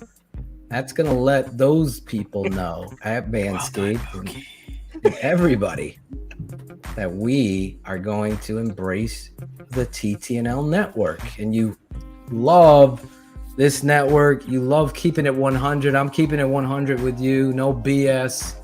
I use this product all the time. And you can bring it in the shower. For like Jackal loves the lights off in the shower. Love it. He's got the LED light. He's got the LED light on that thing. Smooth with the roughness. Just serving justice. Justin Fields might even have the Manscaped. I don't know. He's been looking like he's chiseled up, Cherie. Justin. Looks like he's getting ready, huh? Yeah. What the hell is going on? Yeah, we're manscaping Kenneth Davis. Golly. Now we know Phil shaves his balls. We've known that a while, Kevin. Like, I don't know. We all know. I always shave my No balls. secret, most of these guys up here shave. I've said this many times. Cherie's seen them all, right? She knows. Part of being the ad reader. I don't like hair. I have to ensure that they're using the product. Yeah. Cherie, do you see anything down there? Is there anything left? You're good. You're good. I gotta Use go the to Claude's code now. YOKO, Cherie, Burnett, Lady Bear. She will be with us when we tailgate in Chicago. We are going to set up the whole thing. I'm reaching out to some of my peeps. Give me some fucking names. Give this. We might have a special, Shane. Patrons only. Above the city. One Patrons of our. only? Did you say? Yes. All right, go ahead. Above the city party of TTNL party before the game that we go to at a person's big, I don't, what do they call those things, Cherie? Lofts, mansions in the city. I don't know what they're called. Rooftop. They got this big mansion. I don't know what it's called. But patrons only, invite, dinner, music, a performance from Cool Kennedy and myself. Yes. Will Ron G be setting up the acoustics? Nope. Chris Jackal will definitely be in the house. So if you're a big Jackal fan, Bratcher will be outside protecting us. Get in somebody's ass today. Yeah. Cars will be there. Claudio, the barber, will be given a free haircut. Right, a free haircut. What? There's Angela. Doing a live Manscaped demo. The Manscaped. No, the Manscaped. He'll use the Manscaped. I've told Phil so many times. Phil's like, come on. You can't just get the back a little. No, bro. You can't get the back. Yes, we're going to be there live in Chicago. Oh, this is Claudio the Barber. Yo, this is Claudio the Barber. Yo, this is Claudio the Barber. Yo, this is Claudio the Barber. Yo, this is Claudio the Barber. Yo, this is Claudio the Barber. Oh, this is Claudio the Barber. This is Claudio the Barber, and this is Shy City Sports Keeping It 100. Listen, it's Jesper Horsted's world, and we're just all living in it. Oh, this is Claudio the Barber, and this is Shy City Sports Keeping It 100. I see you, Sherry. I see you. This is Michael the fucking killer right here. All right?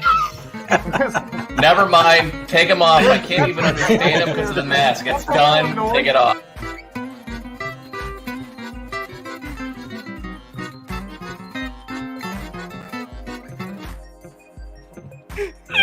Michael the That won't be the last time you see Michael the Killer. Bro. That won't be Claudio always dresses up for Halloween. Yeah, so every Halloween. Every for 16 Halloween. years. Are you I gotta dress up like you gotta Michael Myers and I stalk people that come to my house. But this year you've done the Walrus. The Walrus, yeah. You were also one of the PFF blog boys. You were Mike Myers. Who are you going to be this year? I don't know. We'll have to see. There's Could you hear me? This is your dad speaking. Can you hear me?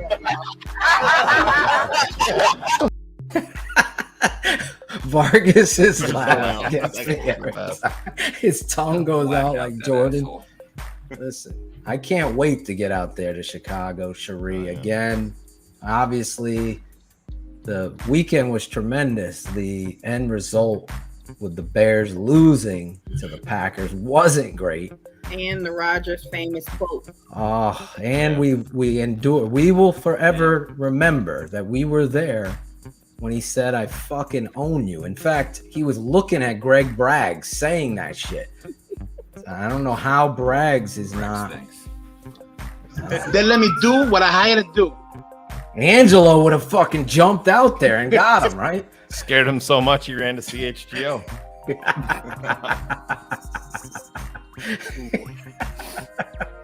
From Indiana. Listen, get your Manscaped on. I'm so excited. If you're just tuning in, I see some of you. Yes, I'm back. I'm so excited to be back here with you peeps. Bringing it, keeping it 100 on the Tape Never Lies Network. That's what this is all about. Claudio jinxed me, I say, because he thought when the season was over, that's it. That's it.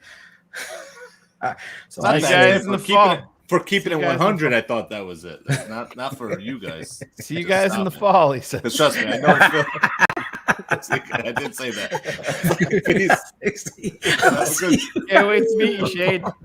Shane's like, what? Is he being serious? I go, he really believes it for a minute. I go, what the fuck are you talking about? We got a show next week. Oh my God. Yes, Nagy dropped the ball there. He didn't know how to use that. Like, not even use that. That was like a fucking layup to use to motivate you forever in preparation. But I don't give a fuck what we lose at this point. We are going to beat them on their turf. And that didn't happen either. But that tells you how poor of a environment he had. Because as an individual, somebody say that to me, I would have been fired up. As an individual player, and the fact that nobody was affected by that. Yeah, the Packers are always going to have their quarterbacks. The Bears are going to have to face them twice a year. And before we went live at him, it's like you can put 2 losses on the Bears schedule there whenever. Shut up, Julia. Shane, it's just 2 losses. I mean, they got Aaron. There's Chalk it up, Adam. Yeah. Chalk it up. 2 L's. That's great analysis. Yeah, we talked about that last week too. Oh, did you? To the top of your fucking class. Yeah, he wasn't in a football class. I'll tell you that. He was in fucking badminton. That's where he learned that shit. Jesus. Anyway, never ever should that. I mean, if Soldier Field isn't electric beyond anything, people got offended, Shane, because me and you aren't from Chicago. But the best. Oh my God! Do you remember the one dude that like we are not season ticket holders, so we can't say. Shut the fuck up! You can't talk about the Bears if you're not a season ticket holder. And plus, neither one of you guys are from Chicago. And I'm like, oh, I go, my God. Bro, I'm just calling the truth. It's Like, 3rd and 13, and motherfuckers are sitting down worrying about their beers or their fantasy fucking football team when your team's out there on 3rd and 15. That was a they're chick, gonna right? let it up. Oh my God. I told her, I'm like, you're from Chicago and I'm from New York, and I still know more about the Bears than you do. So you're the fucking moron. That's what I put on. I've never YouTube. been around. I've never even said that. Like, oh, you don't know because you don't. Stupid. Look at this comment. Bernacola is back. There he is. Yes. Catching on, Claude. That's We gonna need to. catch up. Where's the I old still like first drop? class Fernicola, but you know. Yeah, that was That's the because best you one. fucking you kicked Alex Acevedo into fucking economy. I don't give a fuck that he smokes weed. They all smoke weed. Smoke weed every day. Good job, Ratcher. A classic right there. He's a very nice dick that. What? I wasn't calling Bratcher a dick, Shane. That drop, if you listen to it, it sounded that way. I was giving Bratcher credit for the old school drop that needed to be there. He's a very nice dick that. You're thanking the There's wrong guy, Phil. Josh E. Josh E. Oh. From the Philippines. There he Jack is. Baller. Yeah. Ballers in the house. Now he's changed his name. Josh E fell into a volcano. Jack Baller came out. That's right. The Adam's apple. There he is. Josh E. He'll be back. Will he leave the Philippines to come to the tailgate, Shane? Is he allowed? It's pretty beautiful there. I don't know why. Why he would. Some of his videos are just breathtaking, man. Yeah, they are good. Nice Better job. get some Doing like gear fucking yoga or paddles for that something. bike. Him and Maybe wearing fucking rubber. How long is it gonna take him and Logan on the fun bus to get here from? He's got to pull out.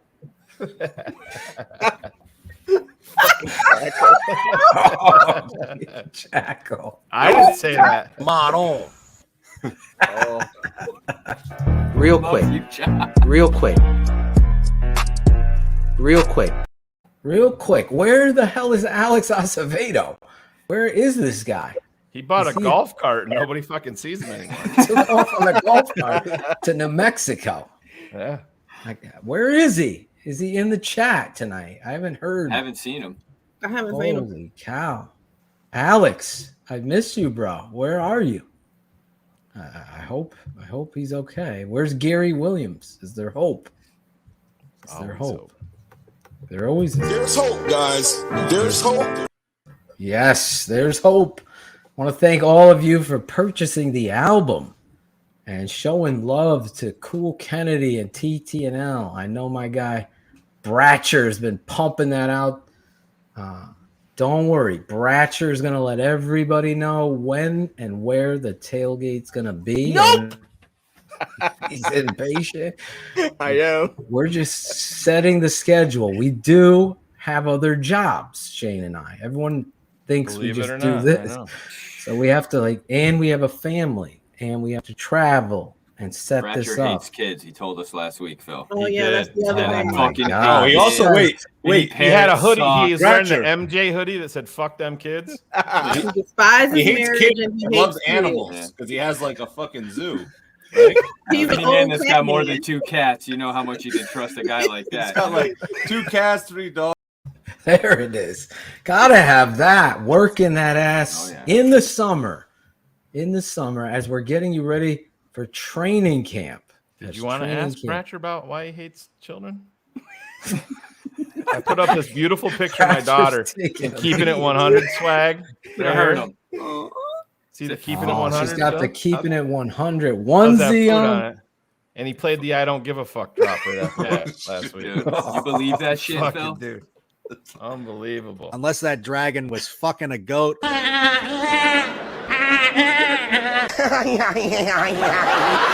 a funny one. Oh my god. Oh, thank you, JJ. Man. Thank you, JJ. Yeah, family time. Sometimes, yeah, you're right. Availability for a show. As far as football is concerned, you better have the ability. You ain't getting in the door. I don't care how healthy you are. You gotta have the ability. I'm always the opposite. Performance over politics. Always remember that, right? Shane's favorite song on the album. Mine too. Yeah. Love that one.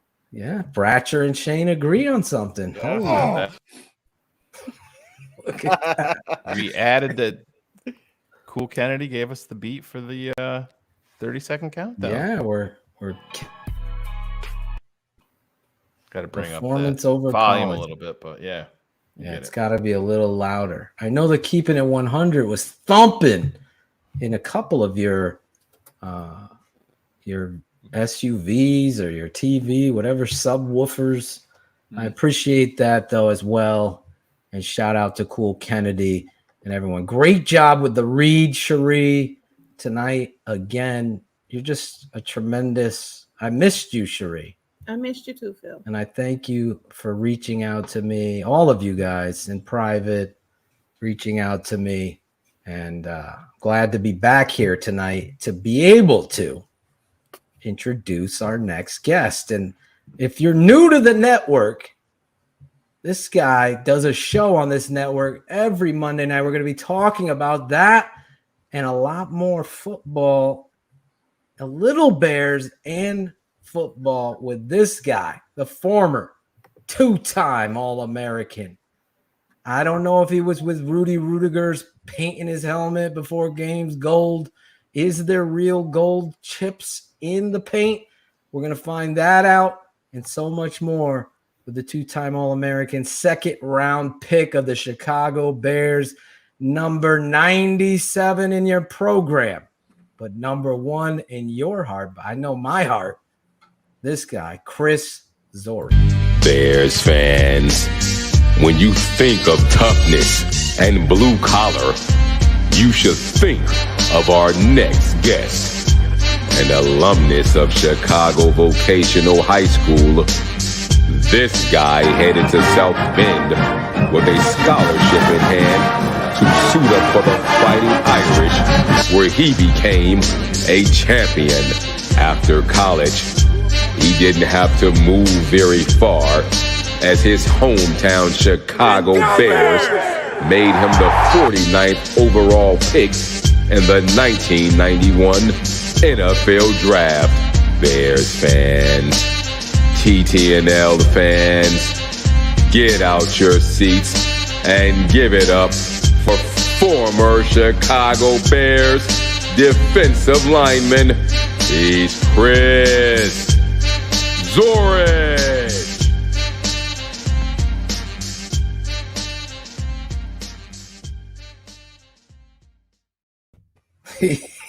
There he is.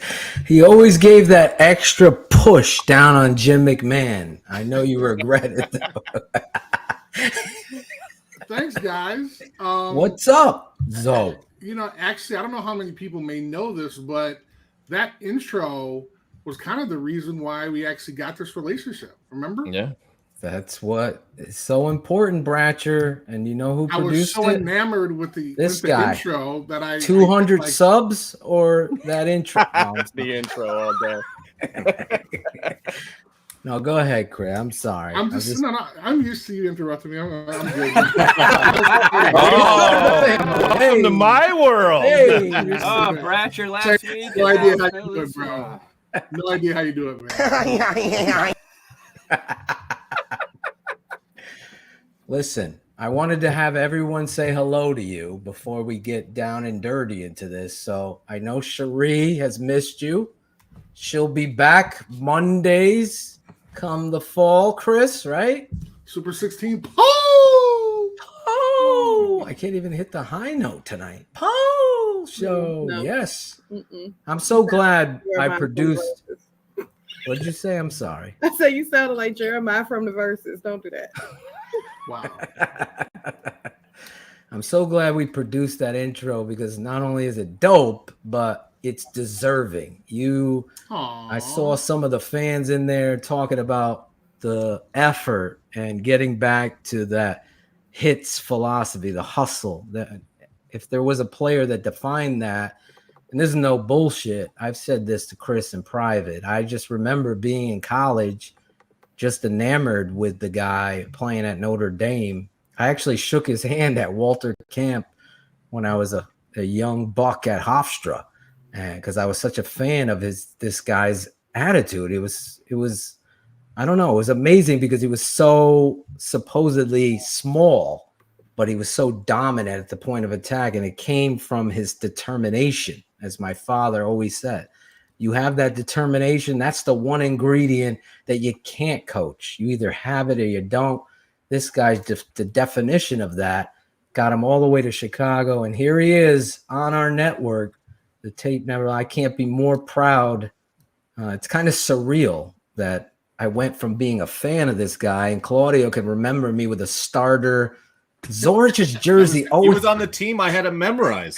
Yeah, he had to I had to memorize. When I became an official Bear fan, he made the Bears Report magazine would come and he'd be like, yeah. Claudio would got have to memorize the whole roster. every name. You were every college. Obviously, one of the guys I had to memorize. It was awesome. I think I told you that in Chicago. But Zorich's jersey, Shane, for some reason, always they always were just a white letter number on the back with a big Zorich was like 10 times the size. And I was like, but that was how they were all made. So it was like my mom getting me that jersey and wearing it. And I'll never forget this dude at Hofstra, Wilkie, his name was. He played at North Rockland High School. He offered me like 20 pizzas, this, I'll give you this, crunch and munch. Remember crunch? I'll give you that for the Zorich jersey. I was like, no fucking way. I'm never giving the Zorich jersey. Now I can't find it. I've been looking for it. I can't find it. But well, I am honored. Thank you very much. I appreciate that. You deserve it. Guys, have you know everybody else? Claudio, Alan Bratcher's our new guy here. Yes. He's taking a beating because he doesn't like. I met him before. Yeah, you did? He met me. Yeah, we talked about the Mongo. We talked about the Team Mongo thing. Oh, okay, that's right. On draft. Look. I understand you've been off for a little bit. Like, come on, man. Like these are established relationships. Claudio gave me a little medical. I was gonna say. I'm losing my mind over here. No, but I wanted to make sure everyone's here before we get into some fun stuff that we got to talk about. So get everybody out of here, Shane. Good night. It's great seeing you guys. Yes. Great seeing you. Claudio, we'll bring you back in a few. Cherie, you will be producing the Super 16. You say it, Cherie. Thank you, Cherie. The Super 16 poll show. See? There you go. She can hit them. Train. That's where we got it from. Right, yes. Cherie? Yes. See? That'll be.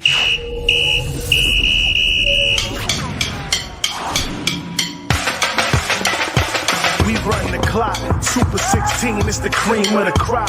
College football time of year don't stop. You're adding this guy. Just another go dome with the courage, heart, skill, and will. Bringing you the best 16. Serving up a plate for the football fiends. Breaking the best 16 college teams. Football fans, it's the show where you dream. Ain't no bias, Chris Zorich breaking truth. Traded in the golden helmet in the past for a suit. With the tape, never lie. College ball, he's a stoop. Breaking the top 16, not the top 32. I don't mean to cut you off like a Zorich jersey, but you ain't really grinding unless the jersey dirty. Hit the running back like a Mack truck behind the 30-yard line. It's game time. My team riding off the sideline. You look at Chris like this with a fact checklist, going over college teams like a 50 scientist. Steve streaking from his head like in his playing days. Super 16 polls on the show straight away. It's the FBS, the best of the best from the ACC to the SEC. Pac-12, Big 10, Mountain West, Sun Belt, and the Big 12. Open your eyelids, who the best like the clock? Super 16 is the cream of the crop. College football time of year don't stop. With Christopher Zorich, just another go dome with the courage, heart, skill, and will. Well, there it is. Getting you ready. It is. Oh, man. Tremendous stuff. Cool Kennedy's a beast. If you don't buy that song's on the album too. All of TTNL original music. The video is fire. You are amazing, Chris Zorich. And Cherie will be producing. Come Mondays, we'll be back breaking down college football because the tape never lies, Chris. Right? Love it. I'm watching the video. I was getting pumped. I haven't seen that since our last show. I know. It's right it around got the corner. me fired up. I was only going to pay about 15 seconds of it, but I'm like, this is fucking too good to not play it through a little bit longer. And I don't know if you remember the first rendition of the drums was absolutely fucking hilarious. Yeah. That was Ron G. That was Ron G. Yeah, it sounded like the dudes were lining up at the Revolutionary War, right? It was like the World's Fair. It was like the World's Fair in 1852 and shit. That was great. to Ron's defense, he was building just a promo before Cool Kennedy was producing the song. So I'm like, you got to give me like a college football vibe to promote the show that was coming up. He did Yale, Harvard from 1865. Hey, you said college football. What was that? The Music Man. You ever see that? Right, exactly. 76 trombones in the big parade. 110 We're gonna have to next year. They're bringing back NCAA football to like Xbox and PlayStation. They're bringing it back next year. We're gonna have to do a Super 16 poll show league for that. Some patrons. That would be dope. Yeah, I used to love the fucking college. It was Bill Walsh. Yeah, college football. Oh, I didn't realize that. Yeah. That shit, EA Sports. It was Bill Walsh's college football. Man, me and my buddies used to stay up. We would play an entire season in a fucking night. I loved Marshall Faulk back in like 90s. San Diego. Oh my God. State. San Diego State. They had those sweet black and red uniforms. Oh yeah. Loved it. Yeah. I played with Drew Bledsoe. With the Washington State Cougars, and I would just throw deep balls because they had this receiver that was like 6'6", and he'd just come down with everything, and I would beat people's ass. And everyone was trying to run the option. Yeah. Everyone was Tony Rice trying to run the option over there. Hey, man. And I was throwing deep balls and running the ball with Washington. I don't remember who the back was, but I won that shit though. Bill Walsh. The youngins don't know, but the fact that it's coming back is big, just like Zorich coming back onto the network. But we wanted to bring you on tonight. It was actually your idea to come on here because right now we're going to switch gears from the Bears. I'm going to talk to Chris as we wrap up a little bit about the 2022 Bears.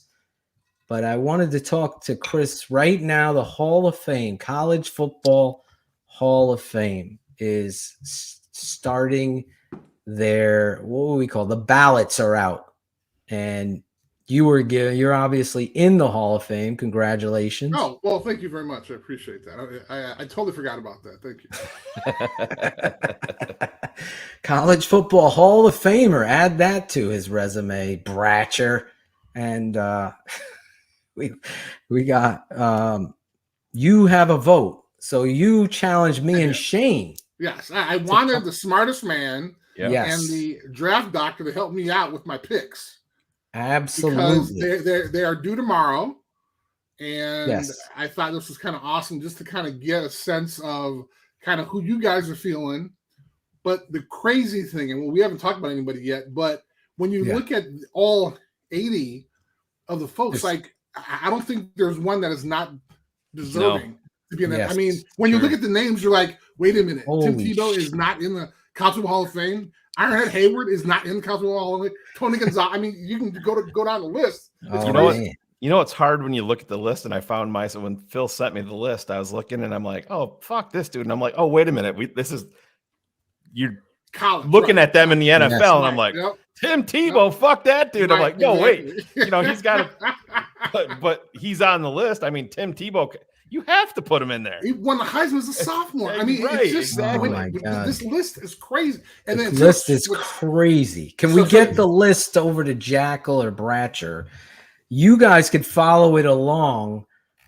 Shane, just send that what I sent you, forward it to Jack. But you guys can also look, because as Chris said, the ballot is public. There's 80 names that Shane and I had homework last night, and Chris did text me. He's like, now, Phil, remember, it's college, not pro. I go, I know, Chris. I know. I was sitting upstairs with my son before he went to bed, and we were talking about this. He's like, Daddy, you always say that Tim Tebow sucked. And I'm like, yes, but we can't do Tim Tebow NFL quarterback. Right. Strictly college. And I'm like, if you're talking Tim Tebow when he's 23, we got Tim Tebow when he's 19. Oh man. Exactly. I mean, you said it best there, Chris, that he won the fucking Heisman as a sophomore. And I don't know if there was a more polarizing college football player in the history of the game. Maybe Red Grange back in the day, right? Is it Nagurski or Grange? I'm losing. Who was the one who basically Papa Bear Hallis brought him around on the train, and that became pro football because he was such a big. Was it Grange or was it Nagurski? Yeah. It's Grange, right? Yeah. Red Grange. So if it wasn't for Grange, there'd be no NFL because that was college football ruled the day. Thank you, Bill and Shane. I know Shane's a smart. Red Grange was the attraction. Right. It was like the NFL, the pro football was a circus that would come to town, and everyone wanted to see Grange. So Grange to Tebow, there was never, I don't think, anybody in between. But if you take everybody on this list and you say, if you had to say who goes in first, it's got to be him, right? Well, I mean, don't there's spoil it. There, but it's right. I asked each one of you to say, okay, who's your matter what, your number one guy that you would put in? I have my guy. Did you follow this? My assignment, it might have been not clear. I'll give you a. No. I know I got my assignment, but let's just pseudo cum laude and. Wow, what was that? It sounded like you thrown up. I don't remember. Loud. At Notre Dame. Wow. Okay, I was definitely not summa cum laude at Notre Dame. There you go. Definitely. I was all American, not summa cum laude. What's this? I thought I had a list, so it's easier. That's send it to Jackal. That's somewhat of a list. Claudio's pulling that up. That's with the. So let's just throw out some names. So you got throw out some names. All right. How about Ron Rivera, who had no idea he was a consensus All-American? Yeah. Ron Rivera was a consensus All-American at Cal. Co-Pac-10 defensive player, 83, led the team in tackles from 81 to 83. I mean, this is crazy. And I was fortunate enough to play with him. I'll tell you the really scary thing is looking at this, and like I played with some of these guys, and I know some of these guys. So like I obviously played with Mike Stonebreaker, but then you talk about people that I know like Willie Gault. Like how was that dude not in the Pro Football Hall of Fame? Or Dan Hampton? Yeah, Dan Hampton's on there. Are you kidding me? Dan Hampton. Crazy. Dan Hampton.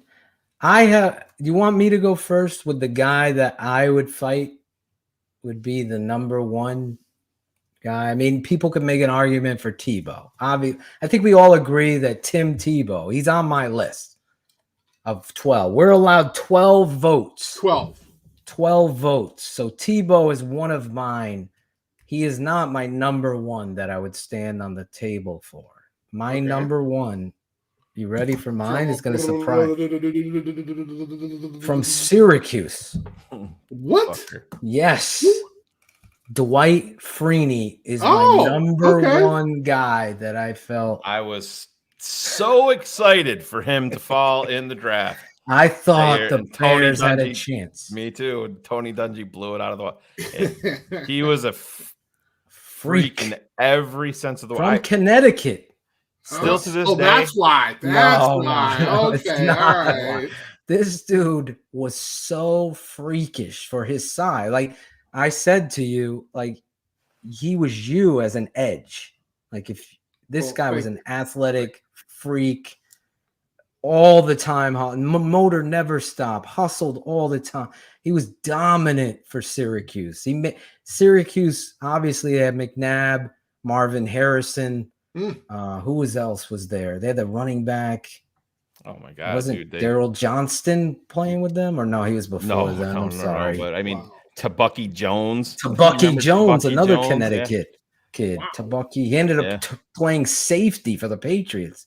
He had Tabucky Jones had a pick six called back in the Rams Super Bowl. It was like, oh yeah, maybe it wasn't. Maybe it was a fumble return. I think it was, and it was like 96 yards.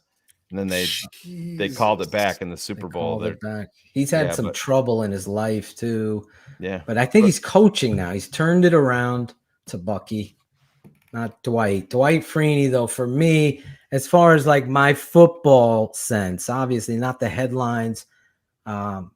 Dwight Freeney to me belongs in the Hall of Fame, and I agree with Bill. He is Tim Tebow's in my top 5. Shane, do you want to go? Do you want to let Chris, the Golden Domer? Yeah, Two-time All-American, Hall of Famer himself. Listen. Phil, shut the fuck up and let him go. God damn, man. Dude, this motherfucker doesn't stop, Shane. I forgot. I haven't been on in a while, dude. I've been on a break. Let me tell you. My jaws needs he a was workout. out for 2 weeks. So last week I ran the show. Bratcher said you talk too much. And I start talking, and then fucking Bratcher goes, "Yeah, Shane's talking too much. We can't have this. This is not good for the network." Guy's been here like 7 days. You're like, really? Yeah. Really? Just so you guys know. Yeah, where is he? Bring him in here. This fucking guy. He's like, I've been here. She's like, so we do like 80 hours of freaking draft coverage. He's like, yeah, since I've been here, I've brought in 200 subscriptions to your YouTube channel. The place where I come only had 13 subs, so I don't know what the fuck he was like doing. 5 there, or 6. Anyways, get the fuck out of here, Bratcher. But going down the list, I mean, obviously Tebow is in there, but the dude, there's an alien that's sticking out for me, and I know that he got in some, trouble. I don't even really want to call it trouble because any kid would fucking do it. I know where he's going. Dude, Reggie Bush was a fucking alien on number every two fucking there. level. How about that? How is he not in there? How is he not in there? Is it the don't bias? you think it's the bias? I mean, Chris, I have stories about my Syracuse orange. I mean, it's people will talk about the NCAA and how crazy it is. And I mean, it's Derek Coleman was a freshman in 1987 and he got paid $700 a week to turn the fucking lights on at the Dome. $700 a week. And that's 1987. Right. 87. And I mean, I know lacrosse players that went to fucking Syracuse the day they fucking showed up. Well, people can laugh at lacrosse, but in the Northeast, it's huge. Syracuse? Yeah, I mean, Syracuse, huge. yeah. Fucking Jim Brown was there. Yeah. Jim Brown. The Gates brothers, the Ernie, Powell brothers. What's his name? It's different level. Ernie Davis. Davis. Never got to play in the NFL. In the same backfield to Jim Brown in college or in. You ever see The Express, Cleveland. Chris? Yeah. The movie? Yes, I remember that. Awesome movie. But just to go back to Reggie Bush, I mean, I can remember that draft. It was everybody was saying Houston, a done deal, taking Reggie Bush. They ended up taking Mario Williams, and NFL wise, it ended up being probably the proper pick. But just watching that dude in college, I mean, go back. Was there a better college football game ever than USC versus Texas? Vince Young, Reggie Bush. Yep. It just, I mean, I can remember. I think I've probably watched that just as a fan probably 20 times because it was just back. It reminded you of the Kansas City Buffalo playoff game. Just you couldn't even catch your breath. God, I love college football, man. Reggie Bush was just he was Devin Hester for us. Whenever he touched the ball, I mean, look what he did to the Bears in the NFC Championship game. I still see him on that little wheel route he's running, and then that's what fired the Bears up. He put his hand turned around, and pointed to Brian Urlacher, who was Urlacher. busting his ass down the field. But that's awesome. If you're giving me the list and saying that I got to put my dude that I'm banging the fucking drum for, it, like you said, Chris, how he's on this list and not there already is lunacy. But to me, he's just, oh man, when you're talking We're working on the list for you fans. Yeah, I texted it to Jackal now. Hopefully, I did too, like 20 minutes ago. He can't do it, I guess. So he doesn't know how to do it. So, but let's just throw out some names. So you got Troy Vincent. Yeah. Right. Yep. How about Flozell Adams? Anybody? There you go. There you go. See? Mountain. Antoine Randall L. Antoine Randall L. Kajana Carter, Indiana. Yes, bro. I mean, Kajana Carter. Holy shit! The other dude there that I don't have the list right here in front of me, but Dozier from DJ Dozier. Yeah, the other one. He ended up playing with the Vikings, right? Dozier. Unbelievable. How about Mark Carrier, your teammate? Yes, exactly. Mark Carrier, your There we teammate. go. All right, so all we need now is a magnifying glass, and we're set. I mean, but Crop hey, that, you know, he got it crop on that picture. I crop, sent it to crop that- Jackal. What is the trouble here, Jackal? Can you crop that picture? Let me text this just see list the- to Rocky Calmus. Anybody? How about Matt Kavanaugh? Yeah. How about that? That's a name.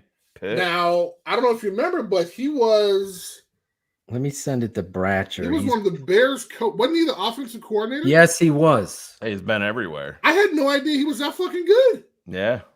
Come on. Matt Kavanaugh. Let Remember him with championship. Rex Ryan when he was with the Jets coaching. What was he coaching? He was coaching Mark Sanchez. How about Mark Warwick Sanchez. Dunn? Yeah, that was. Yeah, that he's was on the my name. That list. was, yeah, Warwick Dunn made Gotta my be. list. Yep. I mean, I'm you know, and it's so funny Warwick because- Dunn. I mean, come on, bro. Well, here's the thing. Like, so What he did. when they talk to you about it, it's like, guys, you don't understand. Like, so like a gazillion people have played college football. Yeah. And when you look at how many people are in the College Football Hall of Fame, it's like 1%. It's less than 1% of the players are that have played college football are in the College Football Hall of Fame. I mean, it's that many players. And when you think about it, I mean, each team, let's say, has 85 scholarship guys. Let's say that and we're just talking about Division I here. So there's 125 teams. I mean, do the math, and that's on a yearly basis. You know, It's crazy. It's fucking dude. And then a guy that I actually went head to head with a long time, Joe Garton was an offensive lineman from fucking Colorado, 2-time All-American. See, what's crazy is like I spent like I went to events with these guys. Like we did like the Bob Hope show. Joe was there. I mean, you know, I think Mark Carey was there one year. It's just crazy, like the level of talent that this list has. And we're not even talking about like the players from like the 70s and shit. I mean, it's crazy, I'm man. trying to get it so people can see it, Shane. You might have to pull it up on because they can't open it. It's a document, they're saying to me. So I just want the fans to see. Obviously, they're hearing some of these names, but somebody might pop just off for you. Copy and paste the document. I tried. Jackal can't do it. He's bratchering it. Phil, shut the fuck up and let him go. God damn, man. Already? Already. It's a clip already. Tim Couch. Don't you? Well, let me ask you guys this. Looking at the list, take it in a different direction. Was there anybody on there that kind of surprised you? Because there was a name for me. Guy was a good player. I was just surprised that he was included in this list. Okay. Was there anybody surprised? That's I want to take. Okay, let me That's see. a really interesting take. It is the guy that surprised me. Can you see those, or is it too small? It's kind of blurry. Is it blurry? Yeah. We can see four. I could see Michael. Well, I can Bishop. scroll. I can scroll. It's all of them, but I got to scroll. Remember Aaron Beasley? He was a. So you got Walter I can Camp. scroll. That's a friend of mine, Aaron Beasley. You remember Well, there him? you go. Played it for the Jaguars. Do you want me to give you my name that kind of? Yeah, who's your surprised- name? The one that stuck out to me, just initial reaction, was Jeremy Maclin. Oh my God! Okay, totally agree with you. Yeah, Okay. I was just Totally it caught me agree by with you. when you're putting him on a list with Reggie Bush and Tim Tebow and Kajana Carter and Mark Carrier and like these guys. To me, that was the That's a great name. The which guy. of these things But are here's all the thing, together. he was Which of a these things two-time are All-American. Yeah, I know. You I know. just was surprised. Seeing his name just kind of jarred me a little bit for whatever reason on this list. Because I mean, there's guys that, like you said, Chris, that we can't. Brad Culpepper is another fucking name. Phil and I talked about. I'm like, played. I remember when he get so excited when he came to Chicago. Did you for the play year. with him? Was Brad Yeah, with you? yeah. He was in the league. Yeah, and No, did he play with you? Was Zorich with him when Wani picked him up? Culpepper? No, I don't think so. No, he was. No, he was with Tampa, wasn't he? He was, but he came to Yeah, Chicago he came after. to Chicago for a Right. New For a York year. minute. Yeah. After I got cut, yeah. Cup of cold. He replaced you, probably. Thanks. Bring up those shitty memories. I appreciate that. Yeah, Chris Brown. Yes, Tony Gonzalez is on the list, and that's All right. another dude. That's Tony Gonzalez. Herman Moore. Yeah, Herman holy Moore shit. for Virginia. Is Come a on. beast. Paul Paul Posluszny, kind of hard. I would not put him in there. See, but wasn't he like a 2-time All-American or something like He that? was. I'm just saying, in this class versus some, it would be great if Claudio's doing a good job because you're seeing like Garrison Hurst, Josh Heupel. Exactly, Garrison Hurst. What the fuck? Yeah, Garrison Hurst, man. Hutchison. Jesus. First of all, Steve Hutchinson's in my top 5. There he's right. He's got to be in this. That motherfucker was. I don't give a shit. Dad. This dude was the epitome of a dominant college player, and it translated over to the NFL. Like Hutchinson, Mike North is happy. phenomenal. His boy Sebastian Janikowski's on there. Yeah. So actually, that was going to be my guy. Yeah. Because I mean, everybody was fucking with him. This guy was a 2-time All-American for a fucking kicker.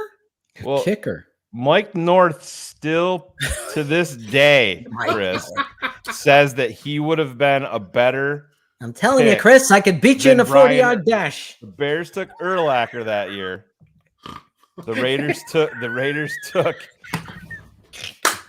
He said that he would have been a better pick for the Bears than Brian Urlacher. Okay, I did not know that. I did Yes. not know that. He will Chris, defend you didn't it. know that? Still. I mean, I love me some Mike North, but he can get a little crazy. But Crazy, I tell you. Yeah. He's going crazy. Janikowski over Urlacher is like, I mean, avocado that's the over one that I fucking just- ice I mean, cream I sundaes. love. Ryan Leaf had the monster year, but he was just an All-American once, correct? Which I was surprised, Yeah. right? Yeah. That was do you remember that 98 draft, the back and forth there? Is there So- limiting, Chris? Do they limit us to positions? No, No, any So 12. it's just any 12. right. And it's and here's what, and I'm not saying this just because he's currently a GA at the University of Notre Dame and happens to be the college roommate of the head football coach of Notre Dame. I'm just saying. Saying.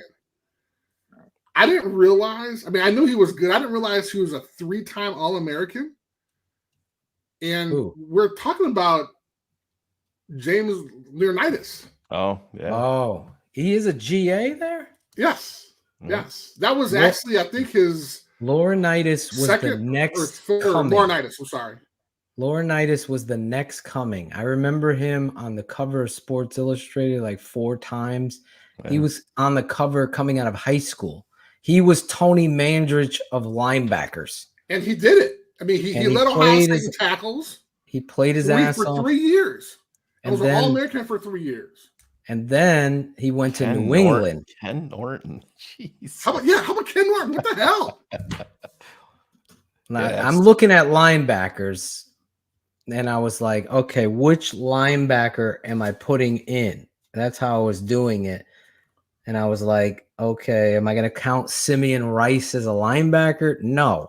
Man, So the one How about Ray linebacker, Lewis? What the the fuck? one linebacker I put in was Ray Lewis over Ronnie Rivera, Laurinaitis, and Posluszny. All right, well, Posluszny. how do you put him Yes. over Laurinaitis? I thought Laurinaitis, even at that time, had a lot of hype around him. Okay. And I thought I wasn't a huge like, oh, we got to get Ray Lewis. I just thought he was a great, amazing linebacker of that time. And he deserves to be in the College Hall of Fame. Well, no, I agree, but I mean, did the Big Ten suck during the time he was there? Because Well, they did run a lot of power eye football, and it was set up for that. And yeah, Posluszny. Laurinaitis played his ass off. He just wasn't as dominant as Ray Lewis was. That's where my argument was. And I'm not looking at the pro. I was looking at it at that. I just remember saying Laurinaitis was Kevin Hardy, another one that on there that just stuck out to me. Out of Illinois. Yeah, him and Simeon. Having those two dudes on the same side of the ball. Jesus. Insane. That's when they were balling too. At Illinois. Yeah. Yeah. I didn't put Hardy in. I put Simeon in. Simeon Rice. Okay. Remember Terrence Mathis was the one. He Yeah, went he's to on the there. Jets. I remember him. He was the one guy that I was surprised his name was on that list so early. So I have Reggie Bush and Warwick Dunn. I got Ray Lewis. Obviously, I told you Dwight Freeney, number one. Tim Tebow. Tony Gonzalez. Marvin Harrison. Dan Neal, offensive guard from Texas, was so fucking good in college. And then he went to the Denver Broncos and played his ass off there. I don't know if you remember. Justin Smith, as Shane knows, one of my favorite players Wait a minute. ever out of Missouri, was so dominant in college. It was like he couldn't be blocked. I thought he was going to be Reggie White. So obviously I said Steve Hutchinson, Dan Hampton, and your former teammate made my list. Oh, I was waiting. I was waiting for this bias against Notre Dame. Todd Light, I felt like should be in the Hall of Fame, College Football Hall of Fame. Todd Light, I still remember just lighting people, perfect last name, just lighting people up, making big plays in the big moments. Again, I didn't look at their 3-time All-American. I didn't look at any of that. I was just going off the names, and I like Chris, just love college football so much. You know, I love football, period. But there's something, even the song, the Super 16 song, gets me hyped up for college football because it's almost back. Those are my 12. Those are my 12. Dan Hampton, man. Yeah, I mean, that's gotta be in there, man. That's crazy. What about you, Chris? I didn't put Mike Stone. I still remember he was a Bear. No he Mike got Stonebreaker. drafted by the Bears. He did. No Mike Stonebreaker though, huh? Wasn't he like 11th round pick or something? That was when they had like extra rounds. Am I right or no? We checked that, Bratcher. Mike Stonebreaker was, but we late round. 10 year, yes. Would you have Mickey Pruitt? There's a linebacker there. Where did that name come from? Absolutely. I'm thinking of the linebackers. Ron Cox during that time, Fresno State. Well, hey, we also had Ron Rivera too. Ron Rivera. We had Mike Singletary. Come on now. Was Jim Morrissey good? Yes. Hello. I'm just. He has a Super Bowl ring. What the fuck? Okay. Come on. I live in a 9th round for Thank you. Stone. Yeah, 9th round pick, 245. There we go. Thank you, Bratcher. That was quick. Holy shit. Thanks, Bratcher. He's doing his job. That's Jackal said. Don't let him take credit for that shit. Fucking just read it off the screen. I absolutely did not. I looked it up on Wikipedia. Jackal, thank you. Oh, we have a little fight going back and forth. I love it. Hey, you never use Wikipedia as your fucking source, Bratcher. Come on, man. Jesus Christ. No wonder why you think Debo sucks. True. Wow. Oh, jeez. Michael Stonebreaker didn't make my list, Chris. I'm sorry. Shame on you. That's shame. Shame. Toby Gerhart making your list?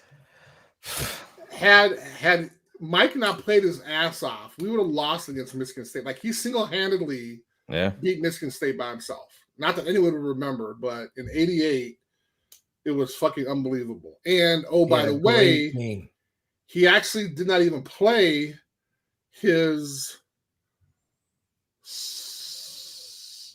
sophomore year. That was, wait a minute. Okay, yeah. So he didn't play the year before, became an All-American. So he had some academic trouble in 87. Balled in 88, became an All-American, won the Michigan State game literally single-handedly by himself. Man, if he doesn't show up, we're selling him. If he doesn't show up, we don't win the national championship. Hey, that doesn't make him a Hall of Famer yet, Chris. Fuck you. Fuck you. LaVon Kirkland. Oh. That was the biggest dude that I ever saw playing middle linebacker. He was bigger than Zorich. He had a bigger belly than Zorich. He was like the biggest guy. I've never, to this day, I've ever seen anybody that like burly, we should call him, playing Mike linebacker, running around out of Clemson. LaVon Kirkland, former Steeler. Listen, let me hear your list. I gave you my 12. Right. Let's hear your 12. I got like 6 or something. I'm still kind of marinating, but I definitely have my. Are you allowed to unveil your? Yeah. Hello. We're talking about it on fucking national podcast vision, right? Hey, yeah, we're all over the world. We got guys right now in the Philippines, Russia. There we go. Germany. I saw my guy in Germany, England, the Netherlands, Sweden. You asked for Sweden? I'll give you JJ Shea right there from Sweden. There we go. Holy shit. Dallas Clark is a name, man. Yes. What about Dallas Clark was a baller out of Iowa. Holy shit. I love that dude. I knew he was going to translate it to the NFL, but I had to put Tony G in the hall. Tony G, we were going to draft, Chris. If we didn't, Dave Wanstead. Trade for Rick Meyer. Rick Meyer, former Notre Damer. And that's verified. He's like the fucking... That's verified, too. That's the sad part. Like He never threw a touchdown pass for us. I call him the iceberg that sunk the fucking Chicago Titanic. Like, Dave? Oh, no. Dave could be one of the... The fuck did Rick do? He didn't even see it. Rick couldn't play. We gave away a first-round pick. The guy never threw a touchdown. Not one touchdown. Can you imagine? Didn't you ever hear the story about when that trade came up? Chris? Oh, you have no idea. You had no idea what happened. I believe me. I know about that fucking trade. Yeah. What was going on behind the scenes in the locker? Imagine that. Well, everyone's looking for you, right? I can get the fucking head coach calls me in his office and goes, "Hey, we're gonna get one of your teammates." I'm like, "Oh, that's great." He's like, "Rick Meyer." I'm like, "Oh yeah, great, and winner, blah blah blah." He's like, "But that means we're gonna cut your salary in half." I'm like, well, "Pardon me, what?" Jesus. He's like, "Yeah, this is the best we can do." And but the problem was, I tore my ACL in 96. And so this happened in 97. And I literally had no tape of me playing after my injury. Oh, right? They got you in a fucking box. So fucking Dave was like, "Hey man, we're gonna trade for your boy, but guess what? We're gonna take half your fucking salary." And I was like, "Are you fucking kidding me?" He's like, "Well, either take it or leave it." Oh my God. I was like, "Okay, great. I'm coming off a torn ACL. What are my odds of getting fucking, $2 million a year? Really?" Freaking using your goddamn allegiance. Fuck yourself.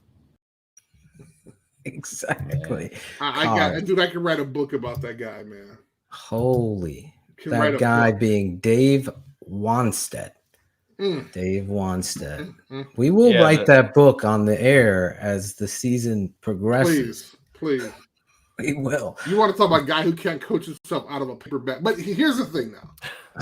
And I mean, great defensive coordinator because he doesn't have to deal with people, right? I mean, he just goes in and shows up, puts a game plan together, and literally, I mean, because when they got him, the first thing I did was call Russell Maryland. I was like, "Dude, what's up?" He's like, "Dude, he's gonna love you. You're fucking short. You're fucking fast. He's gonna love you." And I was sitting on the bench with Mike Ditka because I was playing behind William Perry. So Right. I really didn't have a chance to play that much. And then Weinstein comes in, and I fucking start the next 4 years before I got injured. So, I mean, theoretically, I should have been a fan. Alternate to Pro Bowl in '93 because of him, but I mean, he was just, he's laughable.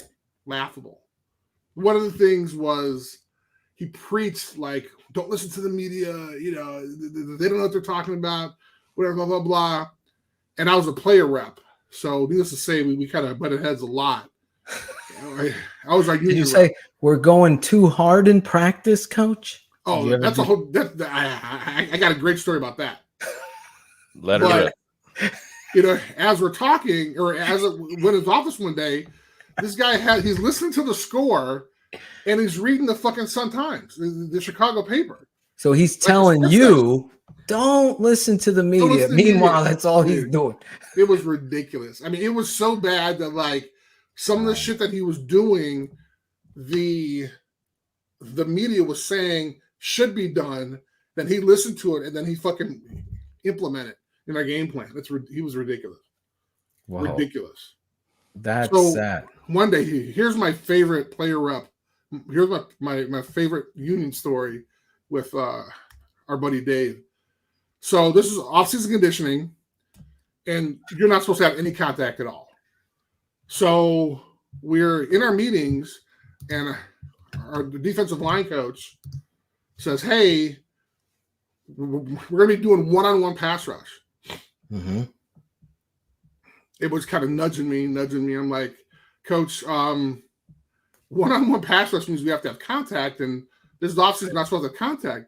He's like, well, this is what the big man says. If you got a problem, go upstairs and see him.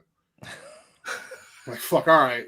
So I leave our meeting room, go in my locker, and get our collective bargaining agreement. And I find what page it's on, right? So I have it highlighted. I got the book open. I go in there, knock on the door. He's like, what do you want? Aren't you supposed to be in meetings? I was like, yes, wow. sir. You know, you talk about doing one-on-one pass rush. He's like, yeah, what's the problem? I was like, and I had the book open, you know, according to page blah, blah, blah, blah. Right. You know, we're not supposed to have contact. He's like, shh. And he kind of tossed the book back, like really? Like, what? You don't want to win? And he's like, go back to the meetings. I'm like, wow, okay. So I go back down, like, so I get the meeting of the D lines. Okay, what's going on? I was like, I have no idea. So we get out to the field, do our calisthenics. And then he calls the team up and says, hey, I just want to let you guys know there's one guy on the team that doesn't want to win. Oh, Jesus. And I'm like, holy fuck, did he just say that? He's like, well, our illustrious player rep says that we can't have any contact. And not threw you under the bus. This, but literally the week before, Jimmy Johnson had got fined $50,000 for doing some shit that he wasn't supposed to do. And I think it was having contact, like literally a week beforehand. And I was like, Coach, I'm just trying to save you $50,000 from getting fined. He's like, oh, bullshit. We want him not having any contact, but needless to say, that was one of my downfalls with this dude now pits you against the rest of the team.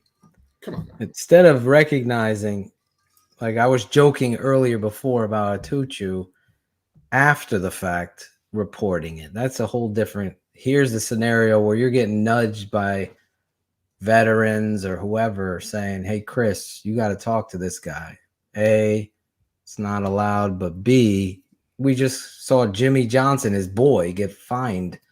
So you're doing what you should do, is inform a young head coach, hey, can't be doing that, coach, or else this is going to happen. He takes that and tries to use you as motivation. Did he ever get fined after that? No, they didn't do it. We didn't have the contact. But it's so funny because it was great because there were always stories about how he would get up early and go to mass every day before. And I'm like, really? Like, okay, so the guy goes to church every day. So what is that supposed to mean? Like, really? Like, do y'all know what goes on, like, in our meetings and, like, during practice? Because the guy's a fucking idiot and he's an asshole. Come on. And now analyzing the Bears. And then here's another story. I won't do any names right now, but there was a player. He was a running back. Carl Simpson. No. Running back, motherfucker. Running back. And Darnell Autry. So his contract was up. And supposedly he wound up hiring a private investigator. Dave did. The Bears did. Oh, the Bears did. To follow him around and saw him doing some unkindly things with somebody he's probably not supposed to be doing. Right. And they went and told his spouse. Oof. Oh my God. Now I heard this. This is not from the actual person. I heard this. This is third person, but it was one of his boys. So, and then the whole Alonzo Spellman thing. They just jacked that up. It was crazy. Absolutely insane. And the whole thing with him was, so I think he was going to go to Jacksonville, and the deciding factor was that Jacksonville was going to give his foundation, this is Alonzo Spellman's foundation, like I want to say, like, let's just say $1 million. And the Bears said, oh, we're going to go ahead and match that. So why would you come? Or why would you leave? So now it's okay, great. You know what? They matched what Jacksonville was going to pay him. So this is great. And they also included the $1 million. It's great. So when he came to the Bears found a loophole. Oh no! To pay his foundation a fucking $1 million. Oh God! And that's kind of when he kind of went off the kind of reservation, so to speak. I mean, it was really tough, and I was really one of his I was really he was really one of my good friends, and just to kind of see him decline after that was just crazy. Then they wound up hiring security, and it was just, and of course, my boy Dave Wannstedt was like, one day and this was right before I got cut, like a couple of weeks before I got cut. He's like, Chris, you realize the only reason why you're on the team is because you're the only one who can handle Alonzo. Oh my God! Thanks, thank you, thank you, buddy. So let me just back. So needless to say, they hired an investigator because they wanted to trap this player. Correct. So, by threatening to tell his wife he's doing shady shit. Correct. If you don't sign with us, like this is the Bears. Is that not a joke or what? Exactly. And people laugh. And I know you've told me the story before, so I've never told it. Story. This is my all-time favorite. Okay, I love this. If you don't like listening to this shit, please. Well, but I was only there for I was only there for a couple of years, but I'm sure you talk to somebody else. I got tons of stories. But so this is kind of embarrassing. So, at the time we're in Hallis Hall, and for those folks who have been in the Chicago area, the Bears actually, it was an old office building that they got from Lake Forest College, which was across the street. So it was just really, I mean, it was falling apart. It was really bad. And they did not have a kitchen. Needless to say, they wouldn't be cooking the food or anything. But so they decided they wanted to give the players lunch. So, and I think I told you this story before. Yes. But they were, so their sponsor was Brown's Chicken and Pasta, and they still may be, I don't know, but they got Brown's Chicken and Pasta, right? So they got like fried chicken, they got pizza from a local restaurant, and the salad was like that salad with Italian dressing with like, 5 gallons of Italian dressing. Oh my God! I was just going to ask you that. This is for like pro athletes, right? So this is in it's all soaked. The fucking it tastes like a wet mop. This is the mid 90s, right? Yeah. So they decided they were going to charge us $5 a meal. Oh. Okay, $5. So God. Here's the thing. So you had to tell them the day before that you were going to eat. So they have a list. So our weightlifting coach was in charge of the food, right? Of this Brown's Chicken and Pasta stuff, right? So now, mind you, in the NFL, you're only paid 16 times a year. You only get paid during the season. And so let's just say there's a guy that makes $1.6 million. Okay, so he gets $100,000 a game, let's say, right? So his check is saying $100,000 minus $20 for the 4 times he ate. Oh my god! Okay, so his check, instead of saying $100,000, would say 999 minus $20. Like, are you fucking kidding me? Model. Funny thing is, we had Rashid Davis. Fast forward years later, and he gets a game ball against the Vikings, and then all of a sudden, out of his check is the cost of the game ball. No. Yeah. Dead ass serious. Yep. This is that's crazy. Yeah, the line 5 or some shit, like you said. Like you look down there and it was the cost of the ball. 125 minus 125 game ball. And he didn't sling it in the. He didn't sling it in the. No, he brought it home. He caught from Grossman to beat the Vikings. Yeah. Jesus. This is the kind of shit that Shane and I, even from Connecticut, can smell. I know what The Rock is cooking. I also know what. No, we're very economical, my family.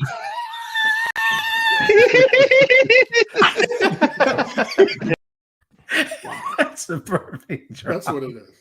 Very economical we are. So of course we're charge him $5 for Brown's chicken. Cherie's like, do they even have Brown's chicken anymore? And Richard Dent comes down.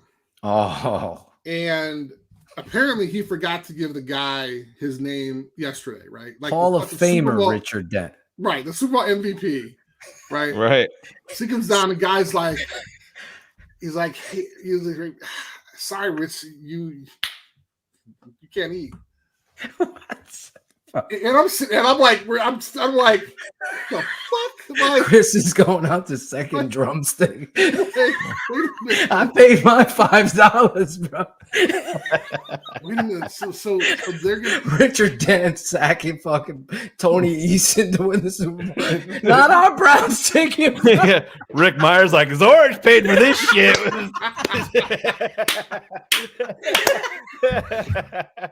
You want some salad? $2.50. Can you believe that shit, dude? Oh my god! So like he's like, Rich, sorry. He's like, and Rich is like staring at him like, man, and he's like, maybe you can go upstairs, or I just, I can't. And literally, and y'all have seen Rich. I mean, he's a big dude, and our weightlifting guy, he wasn't that big, so like literally, he just kind of brushed him aside and went to eat. But I mean, I was standing there like, you're fucking kidding me, right? Like the idea that we're paying $5 for lunch, bro. Like, I mean, and now, and I do have to say, I mean, now they have, you can get breakfast, lunch, and dinner there. I mean, you can get take-home meals, everything else. But in the mid-90s, bro, you had to pay out of your own pocket for some brown. If that was happening in the mid-90s, that had to have been happening when Walter was playing. No, well, they didn't. No, here's the thing: they didn't even have it then. Like they implemented it like after 90, like maybe 90, maybe like 93, 94, something like that. That's the culture of mediocrity, and that's like, it's like it sets to the precedence of stupidity. It's like, you're a professional athlete. Your job should be embraced by the people surrounding you, and those little things matter. I'm telling you, you still remember it to this day. It leaves a bad taste in you. Telling Richard that you can't. I can't even. Eat, I literally had tears in my eye thinking. Well, and then Rich Chris goes putting an extra drumstick. I'm still like, Myers like, I got 2 fucking drumsticks. Zorich bought this one. Michael Stonebreaker's eating over there. I'm like, Rich, I got some food. I mean, like, really, And then funny thing, so Rich he leaves and goes to San Francisco for a year, and then comes back. So when he came back, he's telling us stories about how they like do all this amazing stuff for the players. There's key cards. There's all these meals. I mean, it was just unbelievable. So at the time, I mean, there's other organizations around the league that are like totally taking care of their players. And I remember talking to this one guy who each morning he would get a sheet of paper, and on that sheet of paper there would be like dry cleaning, groceries, I don't know, maybe a couple other things, but they would have people while you're at practice. They would have people go run around and get this stuff for you. And then when you got in your car after practice, your dry cleaning was there, the groceries you wanted were there. I mean, really? Oh my God. I mean, that's how you treat somebody that you're paying a gazillion dollars to, right? Because you don't want them to, all you want them to worry about is fucking game day. It's playing ball, sacking the quarterback, making yards, getting catches, whatever it is. You don't want them to have to worry about, oh, damn, do I have to go to pick up? Oh, shit, I forgot my suit. Shit, did I put in my order for the Browns chicken? Wow. You better start charging Claudio for those Coke Zeros, Phil. I know. I give him, he takes them all. I've had to hide them when he comes over. That's crazy. And those of you, but it speaks to the mediocrity that they've been spinning their wheels in forever. And I don't know who said it. They put the fun in dysfunctional. Bill Robbins. That's what it was. Listen, and we're sitting here years later talking about a shoe salesman as a coach that we could see. It wasn't the head coach. So yes, they're doing all these things right, but here I am, Chris, ranting to start this show, fired up, not only with Bratcher stupid takes, but with the media, the Bears not putting David Montgomery and Justin Fields standing next to each other saying, let's fucking go. They got Khalil Herbert, the second string back. These misses are just in line with Richard Dent looking down on the coach saying, what are you talking about? I'm the Super Bowl MVP. You want here's $5, you fuck. Take it out of my check. Oh my God. But that's where the Millhouse led the Chicago Bears, Ted Phillips and company, have been penny pinching. Maybe not in contracts so much, but you just heard 3 stories from Chris, who lived it. Well, here I got one more. The one about the running back sharing the misconduct to his wife and using that to belittle his contract and negotiate. That is disgusting. I'm sorry. This is so gross. This is about me. Sorry, this is about me. Okay. So, well, your story was bad too. What they did to you. I have another bad, and this is before my salary got cut. So after 93, I was an alternate for the Pro Bowl. I mean, I had like 100+ tackles. I mean, it was insane. Mm-hmm. So that was the last of my contract. I take a visit to New Orleans, spend some time there, loving it there. I get back and my agent tells me that apparently Dave told the league, anybody, and again, think about how many people want a 6'1" defensive tackle anyway, right? So that just cuts half the teams in the league in half anyway, because I wouldn't fit their defense. So you got 16, let's just say 10 teams that might be interested in me. And basically he tells everybody, look, the kid's from Chicago. He's been playing here, and he went to Notre Dame. He won't leave. Anything you guys match, we're going to pay $1 over, so don't even waste your time.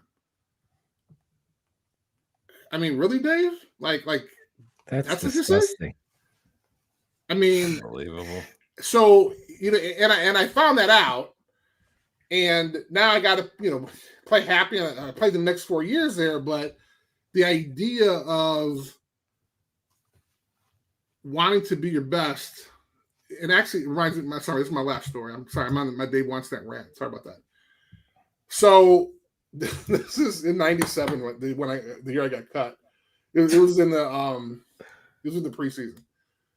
And so I had this foundation. We were really doing well and helping a lot of people.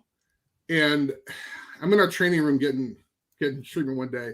And Dave walks in and goes, Chris, you know, it just baffles me sometimes. I'm like, what? He's like, why is it that I read more about you in the society pages helping people than I do in the sports pages? Oh, God. I'm like, what do you mean? He's like, I mean, you know, you're out there helping people and, you know, the whole football thing. I'm like, what do you want me to do? I'm like, he's like, well, you know, I mean, you know, you're a defensive tackle, you're supposed to be wrong. I'm like, what? So you want me to be throwing people out of bar windows or something? I mean, Right. what's the? How do you justify that? Right? I mean, right now, like I can march in an HR right now and say I'm being harassed by my head coach and they fire him. But back in the day, like, right, he walked away and I just scratched my head, like, really? Like, did you just say you'd rather see me getting into fights, bar fights, versus helping people, like establishing like the fact that there are social injustices in our society and I'm trying to assist them, I'm trying to rectify them? Like, is that what you're saying? Like, you'd rather hear me Like it's a getting detriment. DUI and beating somebody's ass? I mean, come on, really? That's what you What are you doing helping people, Chris? You should be throwing people out and knocking people out. Jesus. Put that fucking breadstick down.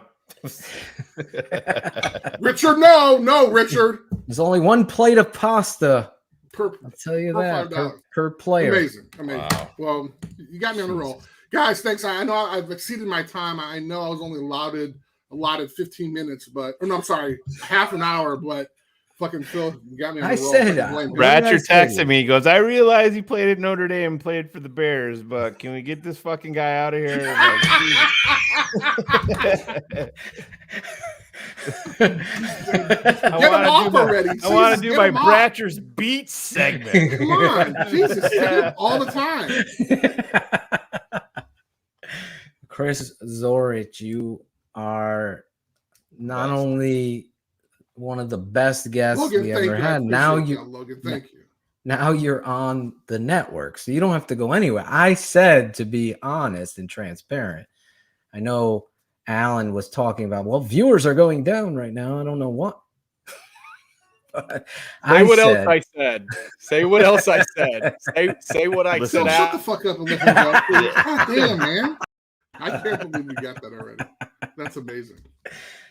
But I don't know how people can't, like Logan and JJ, say these stories are priceless.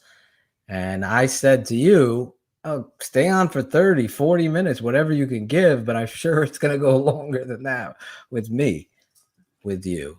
I love this guy. As you could see, if you can't, you're going to miss out Mondays in the fall when we break down and talk college football. And Chris is always gracious to give me a moment to rant about whatever happened on Sunday with the Bears to get that off my chest with him. Right. So there's always a Bears vibe, and with the guy that played for the team, giving you the stories, the insight, the dysfunction, the letdowns, the business over the performance, the politics over the performance, all of that, as well as the good and the bad. He is an amazing human being. I don't know a coach that wouldn't embrace great community work. That just shows the integrity of a man. The Chicago Bears have lacked in the department. I hate phoniness. Like, don't do shit to look good on social media. Like, I know people that do that shit. Like, I get a little anxious sharing some of my personal, my family and stuff like that, because I don't want to. Nobody likes brags. I don't want to fall under the umbrella of, oh, he's bragging, or, oh, this is some bullshit like everybody. This isn't Mr. and Mrs. Smith. This is a great human being. And Zorich, he kept it 100 tonight, just like the show. He's sharing with you the insight. We're in fucking late June, guys. The Bears haven't played yet, and Chris is giving you an insight that is priceless, in my opinion. If you're got to get him up to Syracuse this year. You coming to the Syracuse Notre Dame game, Chris? Phil and Notre Dame versus Syracuse, Chris. I didn't know that. Whoa. It's in the Dome this year. Can you I'm a take season him- ticket can you- holder up here. Oh, nice. I didn't know that. I'll take you out for fucking chicken, and I'll pay for it, Chris. You won't pay for $5. it, bro. I'll pay the $5. I don't care. I'll pay that shit. Chris, we are doing a repeat. You were there with us the night before, and you were at the TTNL tailgate. This is the kind of class. I don't care what you say. You can swear at me and joke, but you are the class act. This isn't what I was getting to. My point was that you're not doing this for show. This is real. This guy and Claudio and Cherie can attest to this, as they were there as well, as Chris Jacko was there. Chris goes in there, TTNL pride, wasn't trying to put his nose up hoity-toity. He was just embracing the moment with us, and it made it so memorable for my wife and myself. I know Shane wasn't there. That was the only unfortunate, because it was about the network, and you made that very clear, not only whispering it in my ear, but telling everybody there. So I can't wait to do it again, which we're going to be doing it again. We're going to announce that in the next coming weeks that we're going to come out there. Hold on one second. It was so cool because, like, I've been fortunate enough. So I've been in that situation where, like, folks want to talk to me or whatever, but it was so cool to kind of see Phil in that situation. Yeah. And, like, I was the guy waiting in line. Like, I was the fan. Like, I was the guy waiting to go talk to him. And, like, literally, like, outside of signing some autographs and shit, like, he was the man that night, right? And it was so cool because not only was he in his element, but he was so gracious to everybody. And, like, I was looking at him like, dude, this is crazy. And he was just, it was loving it. But again, it's just a testament to what you guys have done. And literally, you know, him being in this situation was just absolutely fabulous. And I mean, he was a rock star that night, which is awesome. Well, I didn't buy any of those viewers or fans, Chris. I just, for the record, I didn't do that. I'm still waiting for my check, bro. I'm still waiting for my $5, man. We got to get you to Connecticut. You know, Walter I'm can't trying. drop the ball. I know. I'm trying. We got to get you back here, but I definitely want to go out there. I've never been to Notre Dame game, and my son's like, I want to go and see them with Zorich. All right, how about I take your son and not you then? You can. I'll take your son and your wife. How about that? Yes. Ooh, nice. I will sit out if they get to experience. I'll sacrifice if that's what it takes. I'll eat my $5 plate in the fucking parking lot. Fucking they're going to the game. That's bullshit. That's bullshit.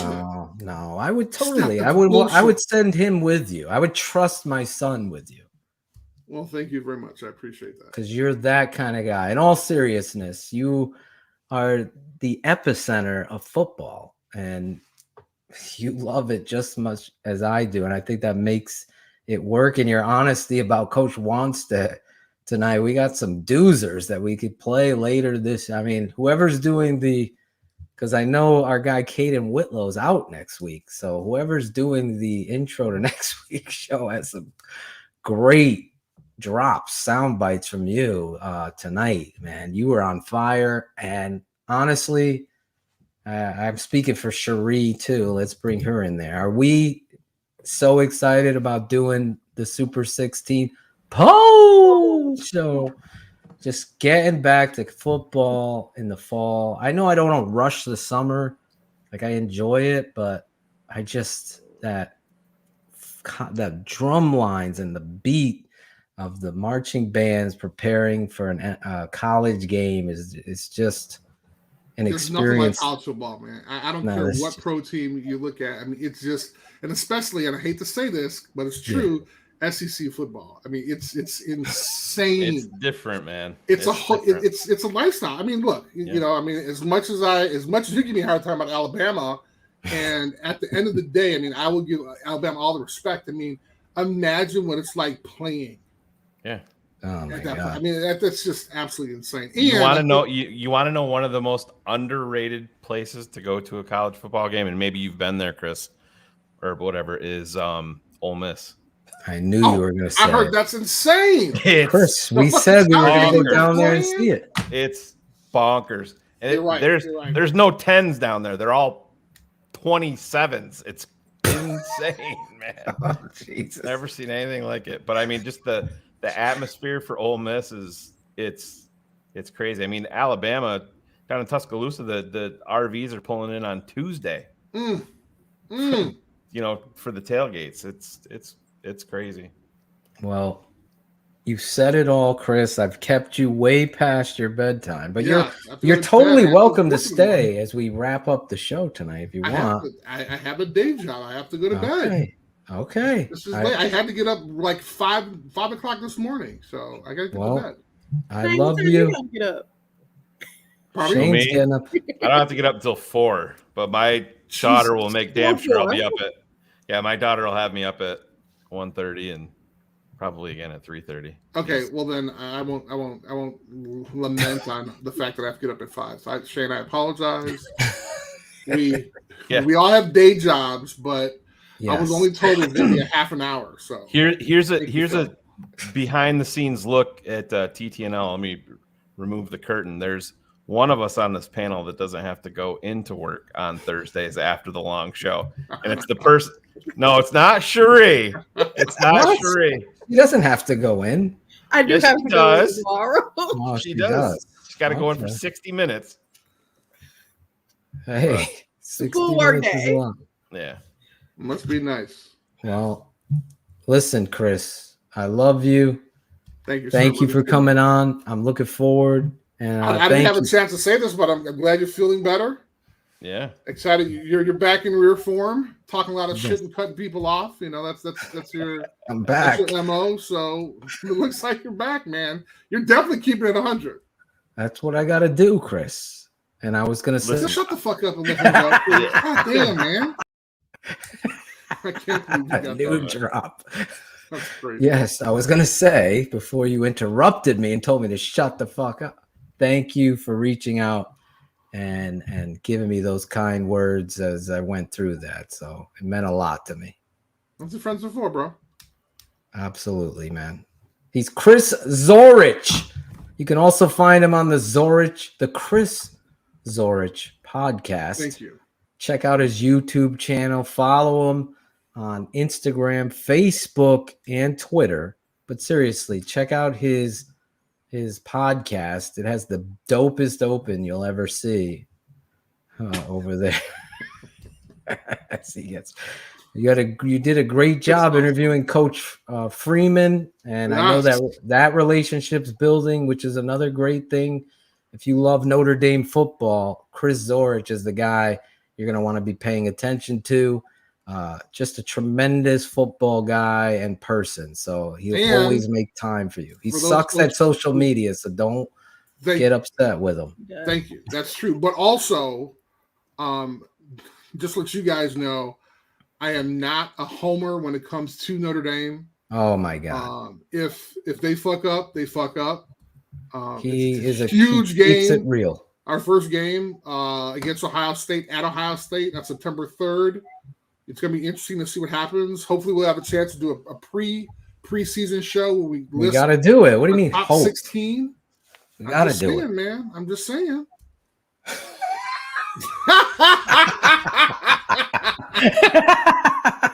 Oh my God. That is fucking hilarious. Your teammate Dante Jones would cringe at just even the sight Dave wants. Ask Lemuel, ask those guys. Dante has already said it. I'm pretty sure they forgot fucking stories, but just I'm gonna ask him about Brown's chicken tomorrow. Hey man, what about having to pay $5 for lunch? They're gonna be like, "Oh shit, you're right. I remember it." And be like, "What?" And I'm like, "Dude, you remember getting taken off your game check?" Like, "Oh hell yeah, guaranteed." Oh my God, he's Chris Zorich. Thank you guys. I love you, man. Hope the house is great. Yeah, the region is treating. Got to get him a TTNL flag for that wall, though. I know, bro. I'm not sure where I can fit it, but I'm actually in the attic right now, which is a long story. Well, at least I see you have it looks like you have central air behind you there. That's all I got. That. I don't have. I got a huge fan underneath here. Believe me. I'm still in the sunroom waiting for my bedroom to be finished. It's crazy. Must be nice. Oh yeah, it's must really be nice. It's not. Anyway, Chris Zorich. Bear. Yes, Bears fans. Chris Zorich. Thanks, Love guys. you, Chris. Yep, be good. Be Thanks, good, man. Chris Zorich, Cherie.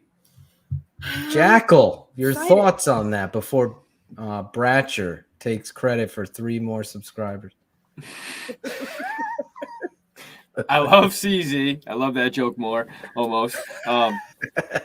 But dude, he's always great when he comes on. He brings the energy, and he's always, keeps you on your toes. He definitely likes firing it at you, which is always fun to watch. And it's nice to pick his brain and hear those fucking stories, dude. He could have done an 8-hour show with just gold, man. It would have been great to hear. 100%. Audio gold, man. I don't know why people don't embrace those stories. The history, right, Claudio? But it answers so many fucking questions, Phil, about why we are, as a football team, why we are where we are. Phil and I are doing the same thing at the same time. I think. I was letting you talk. Yeah. No, it's all good, but it's embarrassing to hear stories like that, but it answers so many fucking questions. I mean, you're talking about a franchise back then. I mean, you're not talking $1 billion, but many, many, many, many million, and you're charging your talent $5 to eat. It's really sad. I wouldn't do that with Riley's travel basketball team. You know what I mean? It's insane. It's insane. Give me that French fry back, Peter. Seriously. Yeah, your mom didn't send any money. Put in on that shit, man. Looking at Richard Dant, the Super Bowl MVP, and I can't feed you, Richard. You didn't fill out your sheet. Even as a fucking what got me though, Phil, one part that's not even being talked about, he's like, our weight room guy was in charge of the list of who's gonna eat, and I'm like, you don't have some fucking Alan Bratcher on staff that you make fucking do that? You know what I mean? You make the fucking weight coach do it. It's crazy. I think the most fucked up story was that story about them spying on that fucking dude, and that's the worst. I think that happens more than we know. Yeah. 100%. That's just I crazy. don't think they go that. I do. Dude, when you're talking millions of dollars, I don't think they do it with intention of boxing someone into a contract. No fucking way. That shit would be out there 100 times over now, especially nowadays. Yes, they're probably watching them based on their behavior, but that shit would never. I'm telling you, it's not happening. Surprise me, man. I'm telling you, I don't think it would. Every team has I would be a former shocked. FBI agent on their staff. Yes, I agree. And that knows more about what these guys are doing. Probably off the field. You cannot do that in today's day and age with free agency, because agents are going to know this is the kind of shit you do. I'm not signing, that's why I know that shit doesn't go down. And the fact that it did is obviously it was the early parts. When did free agency first begin, Shane? 92, 93? 92 or 93, yeah, right around there. That was when God spoke to Reggie White and told him to go to Green Bay. They were also offering the most money, but fuck it. Then let me do what I hired to do. $5. $5 foot long, Claudio. I agree with you, Claudio. When Chris told me that story, I was like, oh my God, that's just, you don't do that. You don't just do stepping that, over a line. That's just it's crazy. Breaking news. The Tape Never Lies Network. Breaking news.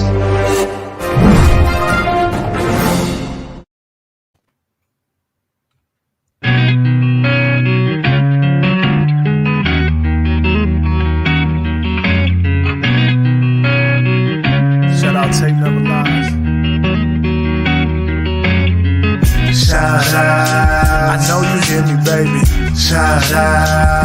I know you see me, baby. Shout out. We gotta holla at you. Keep it 100 crew. Gotta show love too. Shout out. I know you hear me, baby.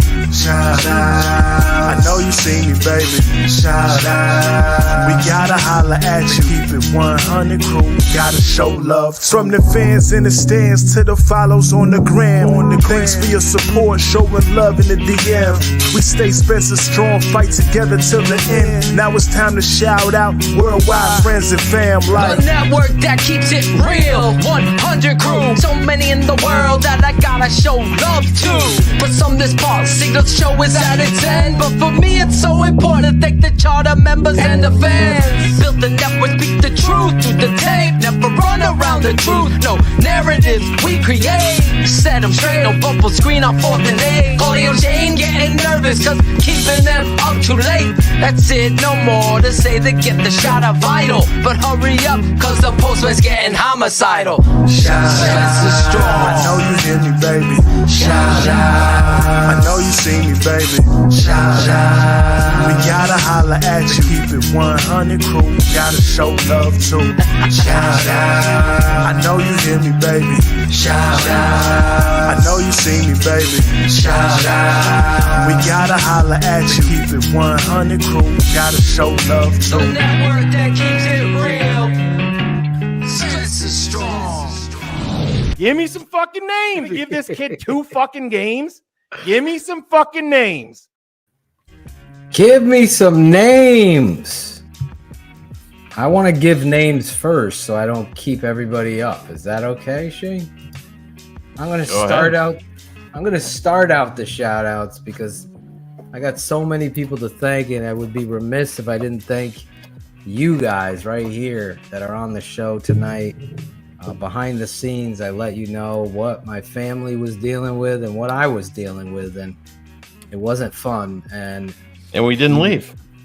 And you didn't. You actually stayed the course, loyal and compassionate and empathetic to my family, what we've had to deal with the loss of my daughter's mom, and then having to have my family worry about me and me being perfectly transparent, nervous. You never know when you go under the knife and the stuff that I was dealing with. And you guys all had my back and put me in the right frame of mind, because I do worry, as Chris was talking about the network, the show, the patrons, the film breakdowns. It's hard for me to go, take a break sometimes. My wife, Claudio, Shane calling me, making sure, just fucking relax, bro. So I would be remiss. I know Bratcher wants to change the whole show, but I think the show actually stands for what it is. It's the most authentic, even when I wasn't here, just knowing the authenticity of this show. There's no script tonight. I know they had plans to get me fired up, which they were successful, they being Shane and Ryan Cox. And Zorich. But anyway, thank you all for the love, the prayers, but I really want to make sure I mention people. That's what it's about. David Kaplan, you're an amazing human being. Chris Zorich, thank you for coming on the show and always looking out for me and my family. Matt Waldman, Adam Rank, Steve Edwards, Olin Kreutz, reaching out, checking in. Steve, Courtney Cronin. Kidding me? What a class act human being. We thought she was great here. What a human being. Dion Miller as well. These are guests that care about this network, that cared about me. I would be remiss. I want to shout out Bobby Curtis, my son's best friend's dad. He came over and did all the electrical work in my house. I got to shout you out, Bobby, for helping out like that. Just tremendous. Kenneth Davis, Tony Benefar, the comedian. Follow that guy. Great human being. Jim Larison, aka YOKO. Chris Price. Jim Larison, always thinking of me like family, like a brother. I would be remiss. You and your family. Thank you. The Riggs family, the Froyland family, Bullets and his beautiful wife, Chris Sandlin, Greg Braggs and Jenny Braggs, Kevin Winston, Dakota Harper, Ron G. You're a G, Ron. I appreciate it. Vito, Donnie Lebec, Antoine Lee, Ryan Cox and his family, Maurice Anton from New Haven, lives in Chicago now, Ivan Vargas, Josh E, a.k.a. who? Jack Baller. Balling like a G. Thank you. Thank you. Claudio gets it. Alex H in Canada. How many threes are there, Shay? 3 of them. 3 of them. Perfect. Chris Proto. Paul Hushin. Eric Kramer. By the way, he's going to be on the network. Got to shout you out, Eric. Thank you for call and kept checking in on me. Josh Carlson. My guy. Lori Fitzpatrick. Jeff Crooms. Andrew and Courtney, the patrons from Chicago. I love them. They're always in my corner. Thank you, Andrew, for your kind words. Edwin Lopez, Mrs. Cars, where is he? Aaron, Santa Maria, Ray Rojas, H.L. Priest. I can't even read my own. The doctors at Yale New Haven Hospital. Got to shout Dr. Pan, JJ Leahy, David Schlichter, Claudio the barber. Nope.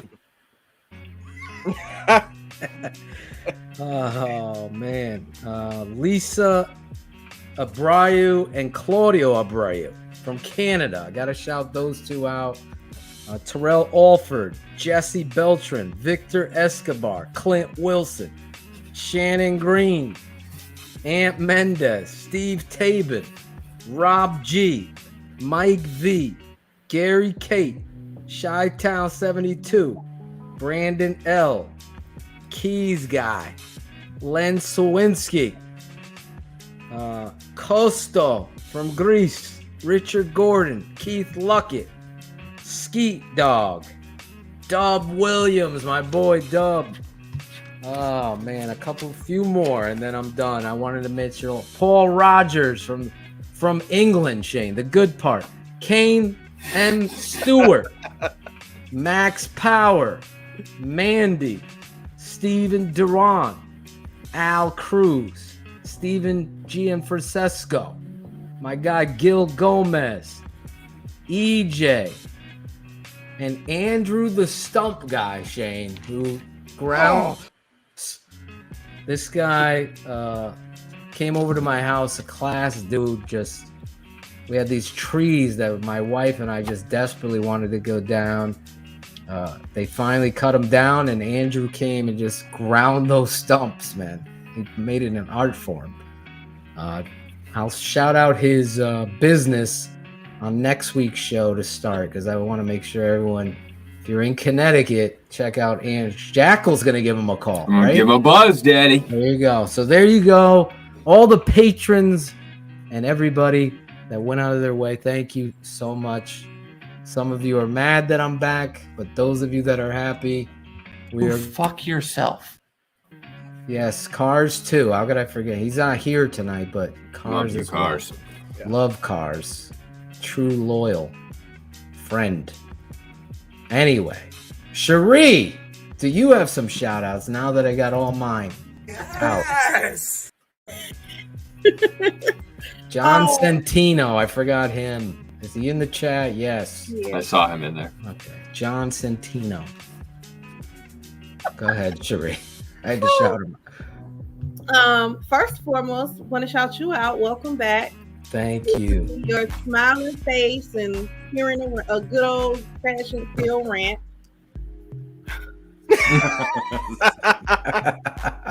The music just switches. Shout outs. So shout out to you, Phil. Thank you, Cherie. Again, always have fun every Wednesday night. Shane could I love tell how you say Wednesday. Can you say it again? Wednesday. Wednesday. Oh my gosh. Just Yes, flows. a southern accent. The southern accent came out more since she's been on that jet ski. So. Is that what we're She's on a calling it jet now? ski? Yeah. Jack. Oh. Yeah. No, it's a literal jet ski field. No. I thought that was Will Hill's nickname. I thought we called him Jet Ski. Didn't know if it's Sibian. Give me some fucking name.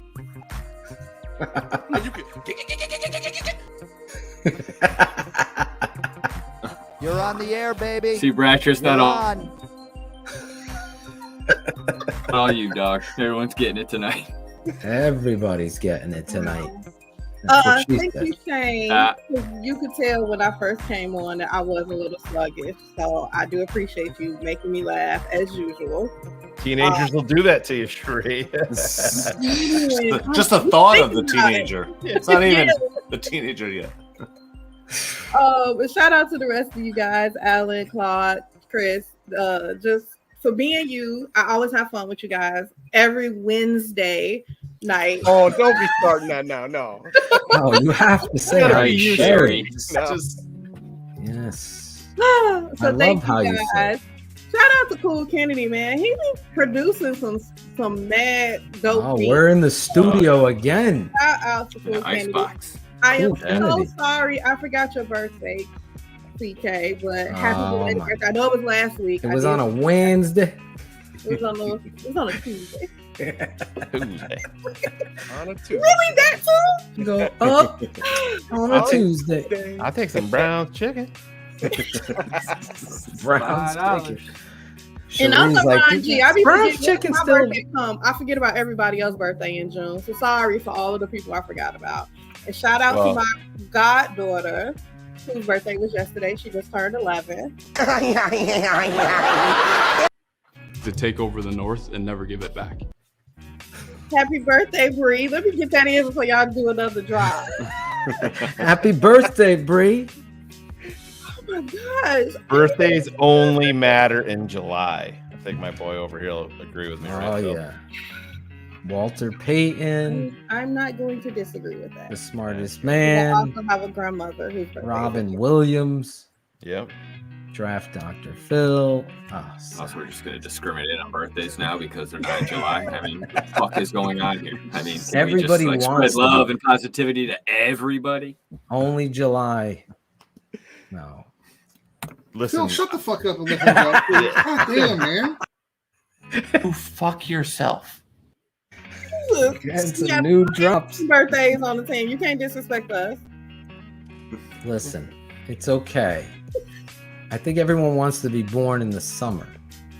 If you're born like close to Christmas, you got fucked. Think about Yeah. it. You So Think my about it. birthday Right is after. November. Yeah, no one cares, Alan. Yeah. I knew that was coming. I should have known better. I'm surprised it Dude, wasn't I'm like, the wait, other man, what is I that? was waiting for the. the big one. Yeah. I thought it was gonna go the big To one. the top of your fucking class. When is your birthday, Alan? Mine is November 25th, but which is on Oh, Thanksgiving you're a every 7 years. Thanksgiving person. Yeah. Oh, you're a Thanksgiving bro. Yeah. You got like gravy cake. Damn right. I get a pumpkin pie birthday cake. I couldn't say that. I prefer Oh, pie dude, to that's cake. actually I do love prefer pie to cake, but I do Yep. not. Hey, Who else? Sign up for that. Me too. Yeah. Yeah, Look okay. at that. Okay. I thought I was like weird. Cake's No. usually just too sweet. Everybody, yeah. Cake is Claudio, dope. the frosting has to be a certain level. Ice of cream, sweetness. ice cream cake. Ice cream Different cake story. is my preference. Yeah, You that's want to know how different crazy my category. father was growing up? If there was like chocolate cake with chocolate frosting, he wouldn't eat it. I don't It had like to cake. be alternate. Red I'm velvet with 'em. too. I'm not big on that either. That's I like, yeah. Yellow cake with chocolate frosting. I'll dog some of that out. all Oh day. my, that's my mom. Okay. Carrot It's the cake. only Mine cake I too, can Phil. eat. I like carrot cake with cream cheese frosting. Carrot cake's good. Yellow cake with chocolate frosting is the Mookie Hill only frosting? cake I could do. Did you ever go to like Cheesecake Factory and order the fucking carrot cake? It's like, Yes. Oh yeah, it's Yeah. like a giant. yeah, it's like it's fucking enormous, bro. I never, That's what she said. Yeah, I'm never a big fan of carrot cake, but that one is very I like good. carrot cake. Yeah, I do too. When we were at Now there's one that I do not like. The pecan pie. No Oh, way. I'm not a Fuck fan. that. I don't like. I haven't made it. Lemon icing. That's another one I'm not into really. What one? It's lemon cake with lemon icing. It's made right, man. I like lemon. Lemon cake with the chocolate over the top. Have you had that? No. It's an Italian cake. Well, I had a limoncello cake. That's good too. That's good. Yeah. I've never had the limoncello cake. Yeah, limoncello cake is good. I gotta shout out my boy Booker for his birthday. I forgot today was his birthday. I shouted him out on Facebook. Sorry, Sharice. He brought up birthdays, and I wanted to shout him out. He's a big fan of what we do here at TTNL. Booker Harris. So jealous. Booker Harris. Claudio would be jealous of that. Oh, I would. My favorite pie though is banana cream pie. If you've never had that, it's a must. Yep. He likes lemon meringue. Or is that? Are you saying you like that, Cool Kennedy? Do you think he had to look up how to spell meringue before he put that in chat? Yeah, I would. I don't know. I would too. Right. I've been scrolling through the autocorrect. You gotta hit that button. That red line. Motherfucker, I spelled it wrong. Give me some fucking names. Did you just ask what hair pie was? Yes. Oh, Sheree. No, Sheree. Come on. No. And it's not a hair pie. I'm not saying that. Family show. Sheree's like, what the fuck is famale pie? I've never heard of that. What? I gotta give you some famale pie. I forget how great this dropped. What? So authentic. What?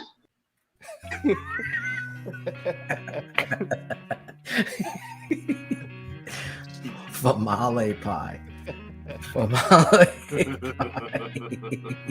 pie. Oh my god. Let's throw curls, curls, curls. Curls pie. Curls great. pie. Anyway. Any other shout outs, Sheree? Shoot, I had some Logan Cross. Yeah, no, I've never seen Revenge of the Nerds. Sorry. Oh my god, Sheree. No, I haven't. Have you seen Better Off Dead? Have you seen that 80s movie?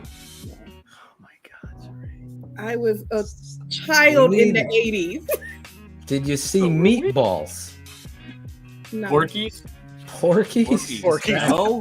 Oh my god, Sheree. What 80s movie did you see? Spaceballs? Spaceballs was a great one. I love Spaceballs, but I'm a Major big, League. I mean, Mel Brooks fan. Mel Brooks' birthday today. Prince of the. Oh my Prince. goodness. Yes, Princess and the Bride. You've seen the think Goonies. so. Animal House. If you haven't So if you seen get the that Goonies, clip, you're and out. we can I edit out have the seen the space. Goonies. Okay. We just had Sheree screaming out that she loves balls. Yep. Yes. Oh, we'll get it out. We'll take care I of that. think We'll find that. Spaceballs. No, we can edit it. What we was have that? skills editing. Gotcha. I'll edit that. No, we gotta give Sheree an 80s Yeah, what about movie Police list. Academy? Police Academy. Great call. Howard the dude. Duck. Howard the Yes. Duck. Howard the Duck. Duck. I hated that movie. You didn't like Lieutenant Howard Gordon the Duck? lost his It was virginity stupid. after a Porky's movie. Yeah, I to love Mrs. Ballbreaker. Nice job, Richard. Big Trouble in Little China was a great movie. I like it. that. Classic Golden Dragon. Oh my god. I have a Gremlins shirt on, so yes, I've seen Gremlins. Okay. Oh yeah. How about Got a couple. Critters? How about Critters? E.T. No, I haven't seen that. Critters. I've never seen E.T. What about What about Goonies? Have you seen She Goonies? said yes. she said Yeah, she's you've seen that? She's at the doorstep, so we got to give her some other. I haven't seen all of those like frat. Yeah, boys. Logan's got a good one. Very underrated movie. Logan pointed out Willow. Willow. That's coming to Disney Plus. Yeah. I'm gonna remake that. A Yeah. series. Yeah. It's a Series, series. Can't wait for that. Yep. Willow was a great. The Last Movie. Dragon. Yeah, has anybody seen the new Beavis and Butthead? Yes, it's amazing. I heard No, it is I haven't amazing. seen Yeah. it. Love it. I It doesn't. It's out. It's Yeah, out yeah. in the theaters. No, it's on Paramount, right? Yeah. I'll have to check great. it. Look at Claudio. My And guy. you can have Claudio. this Oh, cup every- and you every can Wednesday have night this this cup night. for $78 if you on the Claudio the Barber website. Going once. A $35 tip. Can I get a one? Can I get a four? Can I get a four? Can I get five? 30 for 35. Let's get the auction underway. On the first cow here, who's got 55? 55 by 55 by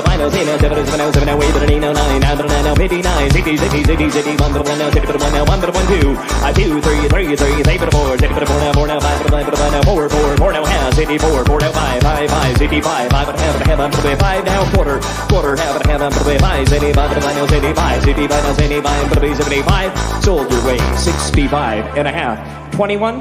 Andy Rock 21, Rockstar 21. Where did I go? 55 to 21. I'm still trying to understand this call. Such a great fucking beat. I love it. Who came up with that? Was that Shane? You made the beat and everything? Nice. Shane did it all on that. Shane's a man. Don't let fucking Bratcher steal that one, right, Jackal? Hey, man. Wait, Gotta watch out. This is where you wedge in your. Oh yeah. Oh. Who's not laughing? There it is. That's that. Little John. Oh yeah. I think we're gonna add this to every guest, Shane. What 80s movie should Cherie see? Yeah. Don't let me forget, okay? And then we'll see. Weird Science. That's another great one. Weird Science has got to be That's what up he's there. playing down in the never Philippines seen right Cherie. now. You have to watch Weird Science in the Philippines. Yeah. How about Blazing Saddles? He's not. He's living it. I've seen Blazing Saddles. You seen Blazing? Okay. Oh, The Breakfast Club. Breakfast Yeah, Club. that's the one with them in school, right? Yeah, they Yeah, I've get seen that. detention over a weekend or something. Kelly LeBrock. Top Gun was Weird good. Didn't you see Science. that, Maverick? I saw the new one. Oh I my haven't seen god, the the new one to me. Top Gun. I gotta see it, Cherie. Don't I haven't seen spoil it it. either. was good. Oh my god, Everyone's it's good. telling me that it's You can great. skip the first 30 How minutes. about another Tom Cruise, Days of Thunder? Gee, how about Risky Business. All the Right Moves, Yeah, Claudio? yeah, that's another Football one. movie. Oh, we could Oh my we could have a whole Weekend at debate about Bernie's is that. great. I don't So think we we y'all gotta better start all- getting into movies in the 90s, then I No, can go into we gotta conversation. we gotta catch you up. Yes, because Noxon Cow. Cherie's like, Bloodsport. y'all seen Clueless? Y'all seen Legally Blonde, anyone? I was in love with I Elise haven't seen that Silverstone back then. She was like a fucking. Who? Oh my god. Clueless. I dressed up Alicia as Silverstone. Dion for one Oh, yeah. Halloween. Clueless. is Real my quick though, in the 80s, my son's on Netflix and we watched Last Action Hero Oh the wow. other night, right? I like So that they one. could a PG movie, they're like saying tits and they're showing tits in a PG movie. It's Yeah. like, back then you could get away with stuff, but didn't we all thought like, no, everything is so PG Say tits when again. we were growing up? Now they're you ever see the movie Zapped with Yeah. Scott Baio? They're like they won't stream it anywhere since that girl, what's her name? Oh man, what's ever the see- girl's? I came home like I don't know. It's about a month ago. My son. Do you remember the movie Rad? Oh yeah. Yeah, Yeah, my I son was hated watching movie. that. Yeah, you hated Isn't it. that bike? It's Yeah. like BMX Oh, yeah. Like biking. the Yeah, freestyle bikes. Yeah, Oh yeah. yeah. I didn't Gleam in the like it. Cube, the skateboarder movie. yeah, yeah. Well, anyway, Zapped, Scott Baio. They made it again. It's on Prime with the girl. I can't remember her name. She's dating Spider-Man. What's this girl's name? Oh, Zendaya? Zendaya. Thank you. Zendaya made it so it's on Prime, right? But Scott Baio zapped. He gets the chemistry department blows up and he gets superpowers. And what he does with his superpowers is what Bratcher, Jackal, and Claudio and Shane would do with him. He would be able to like snap and make girls' tops fall off. and shit. I guess you're not doing that. There you go. Oh. So that was the whole You had to movie, and it was Oh, PG-13 or something. It was like, I remember staying at Phil Pia's house, Claudio, just to see the boobs on Zapped. Like, I remember sneaking Fast down Times at watching Ridgemont High had that too. They had a good Yep. team there on that. Yeah. yeah. Another good one. Porky's. I snuck down. Orkies You was guys like a watching fucking Porky's? porn. Yeah, I was like Back 7 then. or 8. Why do they Holy call you meat? All these movies, Cherie, we have to they're catch great. you up on. Yeah. And you need to give us a review of each one every week. Yes, Every show. your top You 10. want adult me to give a review of probably a Yep. corny movie from Yep. the 80s. Oh, Yes, all right. Revenge of the Well, a lot of Nerds. these Come aren't. on. Some of them are, yeah. But Yeah. Do How you about think we? those will still hold Let's up? Like, for you rewatch watching it for the every week. first time, would that hold up Yes. the way it held Some up? of them will. Have you seen Rocky 3 and Rocky 4? I have never seen a Rocky movie. And Oh I've never my watched god. Oh my He's a God. communist. That's bad. Move her chair. Yeah. God. Can't have her gone too long. Oh my God. Yeah, Cherie. Oh my. Yeah, that's So many movies. A rainy weekend. You need to Gotta watch Rocky. binge those. Okay. Up to 4. After She 4, watched you don't Creed. watch it. You I've watched never Creed. seen. Well, I Creed, yeah, refuse Creed to is watch good. Creed because I've never What? seen Rocky. Well, you don't my need to. God. I Creed know, is but I'm one of the phenomenal. weird people that if it's a movie associated with it, I have to see that first. Like when I went to go see Top Gun Maverick, I had to watch Top Did Gun. you like first. the original Top Gun? It was okay, but I actually like the new one better. A lot of people say that the new one is better, but I The like last Top 45 Gun. minutes are just fucking insane. Jackal is a fan. Yeah. All right. So Never. there I you think go. you may be the only person I've ever Me too. known that's never seen a Rocky. Not movie. one Rocky. Dude, Real Rocky's Mookie Hill have just to texted start me and with said, Even the one. newer "Fuck this." ones. Real Mookie Hill just said, "Fuck this chick." Literally? Just Mookie texted Hill me. got a Netflix and chill weekend playing with you. There's a movie on Netflix about a What about family Star Wars? watching Rocky. No, Star Wars I'm is not what I a was Star gonna Wars say. fan. Oh, Have you No, watched them? I remember never watched watching Star whichever Wars? one had the Ewoks when I was a kid. Return That's of the all Return of the I Jedi. remember.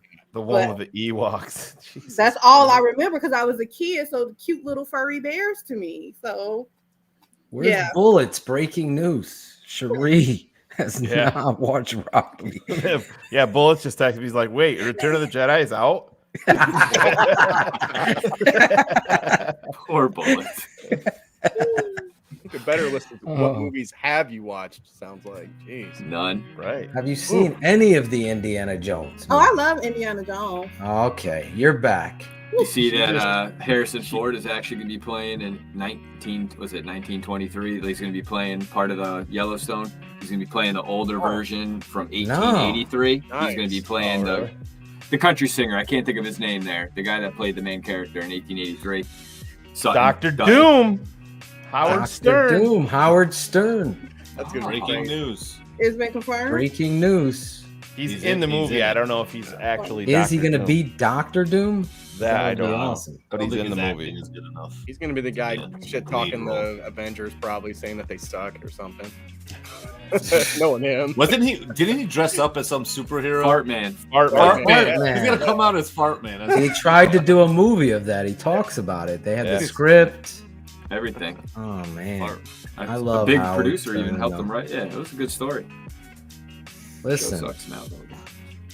Cherie, where you took us on a turn in shock. I'll never forget. Can you watch Rocky? Seriously, I have no desire to. I'm gonna be honest with you. it's so good.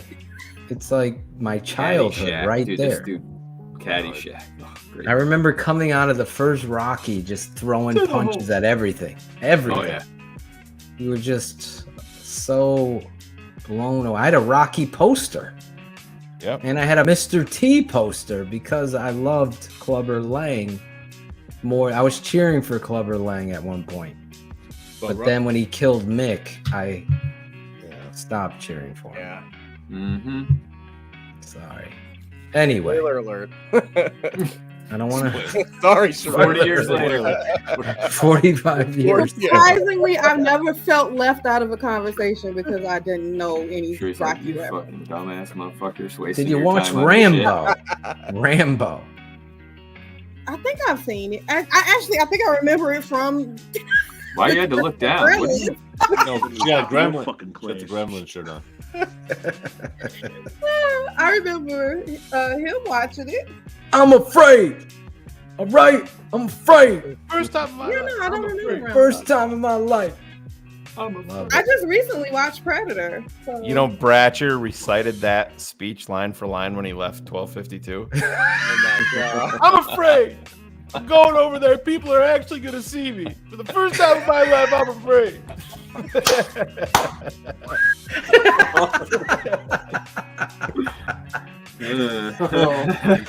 Wow. People are gonna hear what's coming out of my mouth. Oh man. And That weed's gonna taste Jackal, do you have some shout outs? For Bratcher, man. In all good fun. Good to have you back, Phil. Glad to Thank see you, that man. smiling face up in the corner, talking Bears football, getting into it, mixing it up. Glad to see it, man. So glad you're feeling well enough to be out here. I know you still got a little way to go, but it's great to see you. Thank you, man. I'm gonna keep it quick. Hey, I you know fucking people. love it. I love it. I fucking love it. There you Reach go. out, somebody you haven't talked to in a while, text them, call them, say hello, whatever it is. Just let them know you're thinking about them. And lastly, I just want to shout out Conrad. He's had a long 2022 so far. Little man tried out, made the U9 travel soccer team for our town here. So I just want to give him a big shout out. Nice. Shout him out, man. Yeah, so there it is, little C, making things happen. So that's it. Shout out to you, Conrad. Keep it up. That's right, Daddy. Little Kid's man. redhead. I don't know where you got that red hair. My uncle. My father would be like, he's a tough son of a bitch, I'll tell you that. You got the joke. Thank you for laughing. I just heard It's my uncle's kid. What do you want? He comes from my uncle. What are you talking my about? uncle. Steve, what are you here for? I didn't want to say the mailman. That would have just been too fucking That's what I was weird, gonna say. Yeah, Shane showing up. I'm just opening the door for those comments. So I'm like, yeah, that's not coming out of my mouth, dude. Oh my. Shane is ruthless. Claudio's trying to I'm compose. fucking- I can't. Claudio's Shane is cheating. red right now. He is red.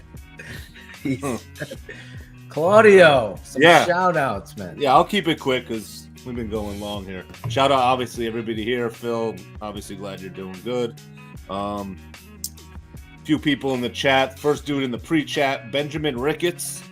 Ricketts. Ben.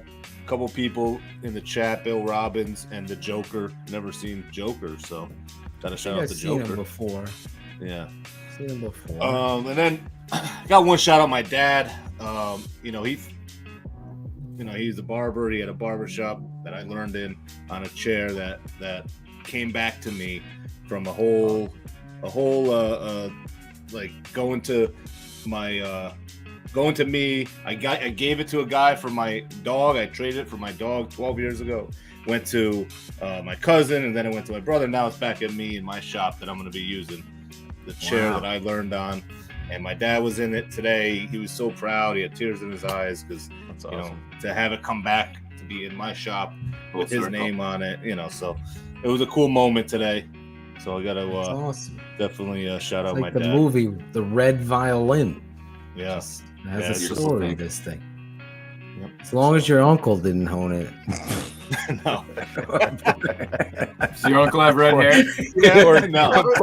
Poor Jack. No red hair. Poor Jack walked I know where all my that kids one. came from. I threw it out there and nobody got it till like 7 seconds later. I heard it in the back of my ear. It like echoed one of those jokes. Yeah, no one has to worry about Claudio's kids. Every one of them looks like him, except They one. look better than me, but they look like Yes, I wouldn't argue with that. Yeah. Bratcher, the Bratch Pad. Oh boy. Garbage Pratch kid. Fuck yourself. Herbert. It's Alan Herbert now, right? What's Yeah. 1252? What's No. 12 plus 52? Quick. 64. How many listeners? Go ahead. 7. Do you have any shout outs? Well, first and foremost, these fans in this chat tonight, they're going crazy. Loved it, loved watching it, and you guys bring it every week. I love seeing that. It's great. Secondly, Zorich, man. And yes, I did say viewers are dropping off, but I also said I can't believe viewers are dropping off because, man, that guy brought gold, behind the scenes stories. You can't get that anywhere else like that. Great job, Zorich. Absolutely killed it tonight with that. And Phil, happy to have you back, man. I know you opened it up on me, but man, any day of the week, brother. I loved it. It's great. It's all football. It's all fun, guys. I loved it. Thanks. And thanks to you You're guys. the man. I'm glad. Listen, as Shane has said, if you're on this show and you can't take the ball busting, we find out real quick. We've lost a lot of people that are soft as puppy shit, like Charles Paddled Leno. all the way back over the pond. A long fucking trip. Some have resorted to other networks talking about cum color. And Oh my God. all I could say is that all we do here is Do you have a no? we have some laughs. We got nope. We also have vulnerability, but I think, as the fan said to me, the greatest thing about TTNL is it's not only its originality, but it's so authentic. And I couldn't get that word out of my mouth, or my head rather, because that's where Shane and I'll pass the baton to him to wrap it up tonight, built this foundation. I can give two shits. I'll just say this quick. How many viewers drop off? At the end of the day, the product and the authenticity of what it is that we're going to do will be copied, no doubt. But the originators of it will always, and those fans like Jeff Burton, Otis Nichols, Cam Beige, HL Priest, it's guys right off the top of my head that I think of understand where the real truth was, whether it be about Jordan Howard, about free agent signings like Allen Robinson and many others that Shane pinpointed right away, or, you know, having fans come on the show to express their truths like Gary Williams and finding Cool Kennedy. This network is about a family and a brotherhood and a sisterhood, and it'll always be like that. And I'm glad to be back here tonight on Wednesday night. Shane, your shout outs. Did you just get 2 full shout out segments? I think so. I didn't see that. Was like a little mini rant. I thought I someone was got going to fired hit up. the Zorich drop. Yeah. I'll shout out all of you guys. Phil, you first and foremost, good to have you back. It's never quite as fun as it should be when you're not here.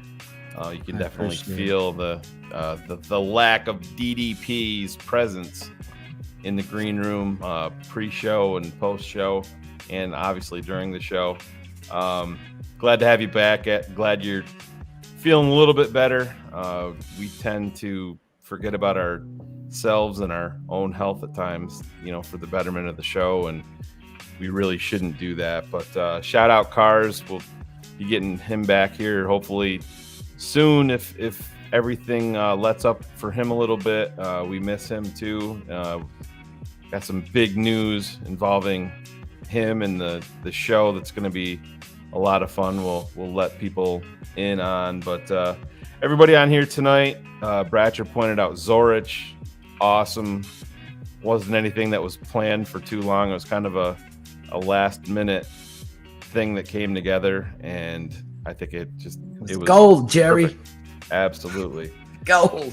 But that being said, it's time to wrap this bitch up, and we're gonna go out the only way we know how, and that's this way. Oh shit! What's up, everybody? This is NFL Network's Adam Ray. This is Only Fruit. This is Matt Waldman. This is Chris Zorich from your Chicago Bears. I'm Deion Miller. Dan Weaver. Hey, man, it's Rashawn Whitfield. I'm Courtney Cronin. Hey, this is David Kaplan. Listen to me. You want to learn football? Listen to my guys, Phil and Shane. Shane and Phil. Shane and Phil. Oh, Phil. On the Tape Never Lies Network. On the Tape Never Lies Network. Tape Never Lies Network. The Tape Never Lies Network. Tape Never Lies Network, home of the greatest Chicago Bears fans on earth.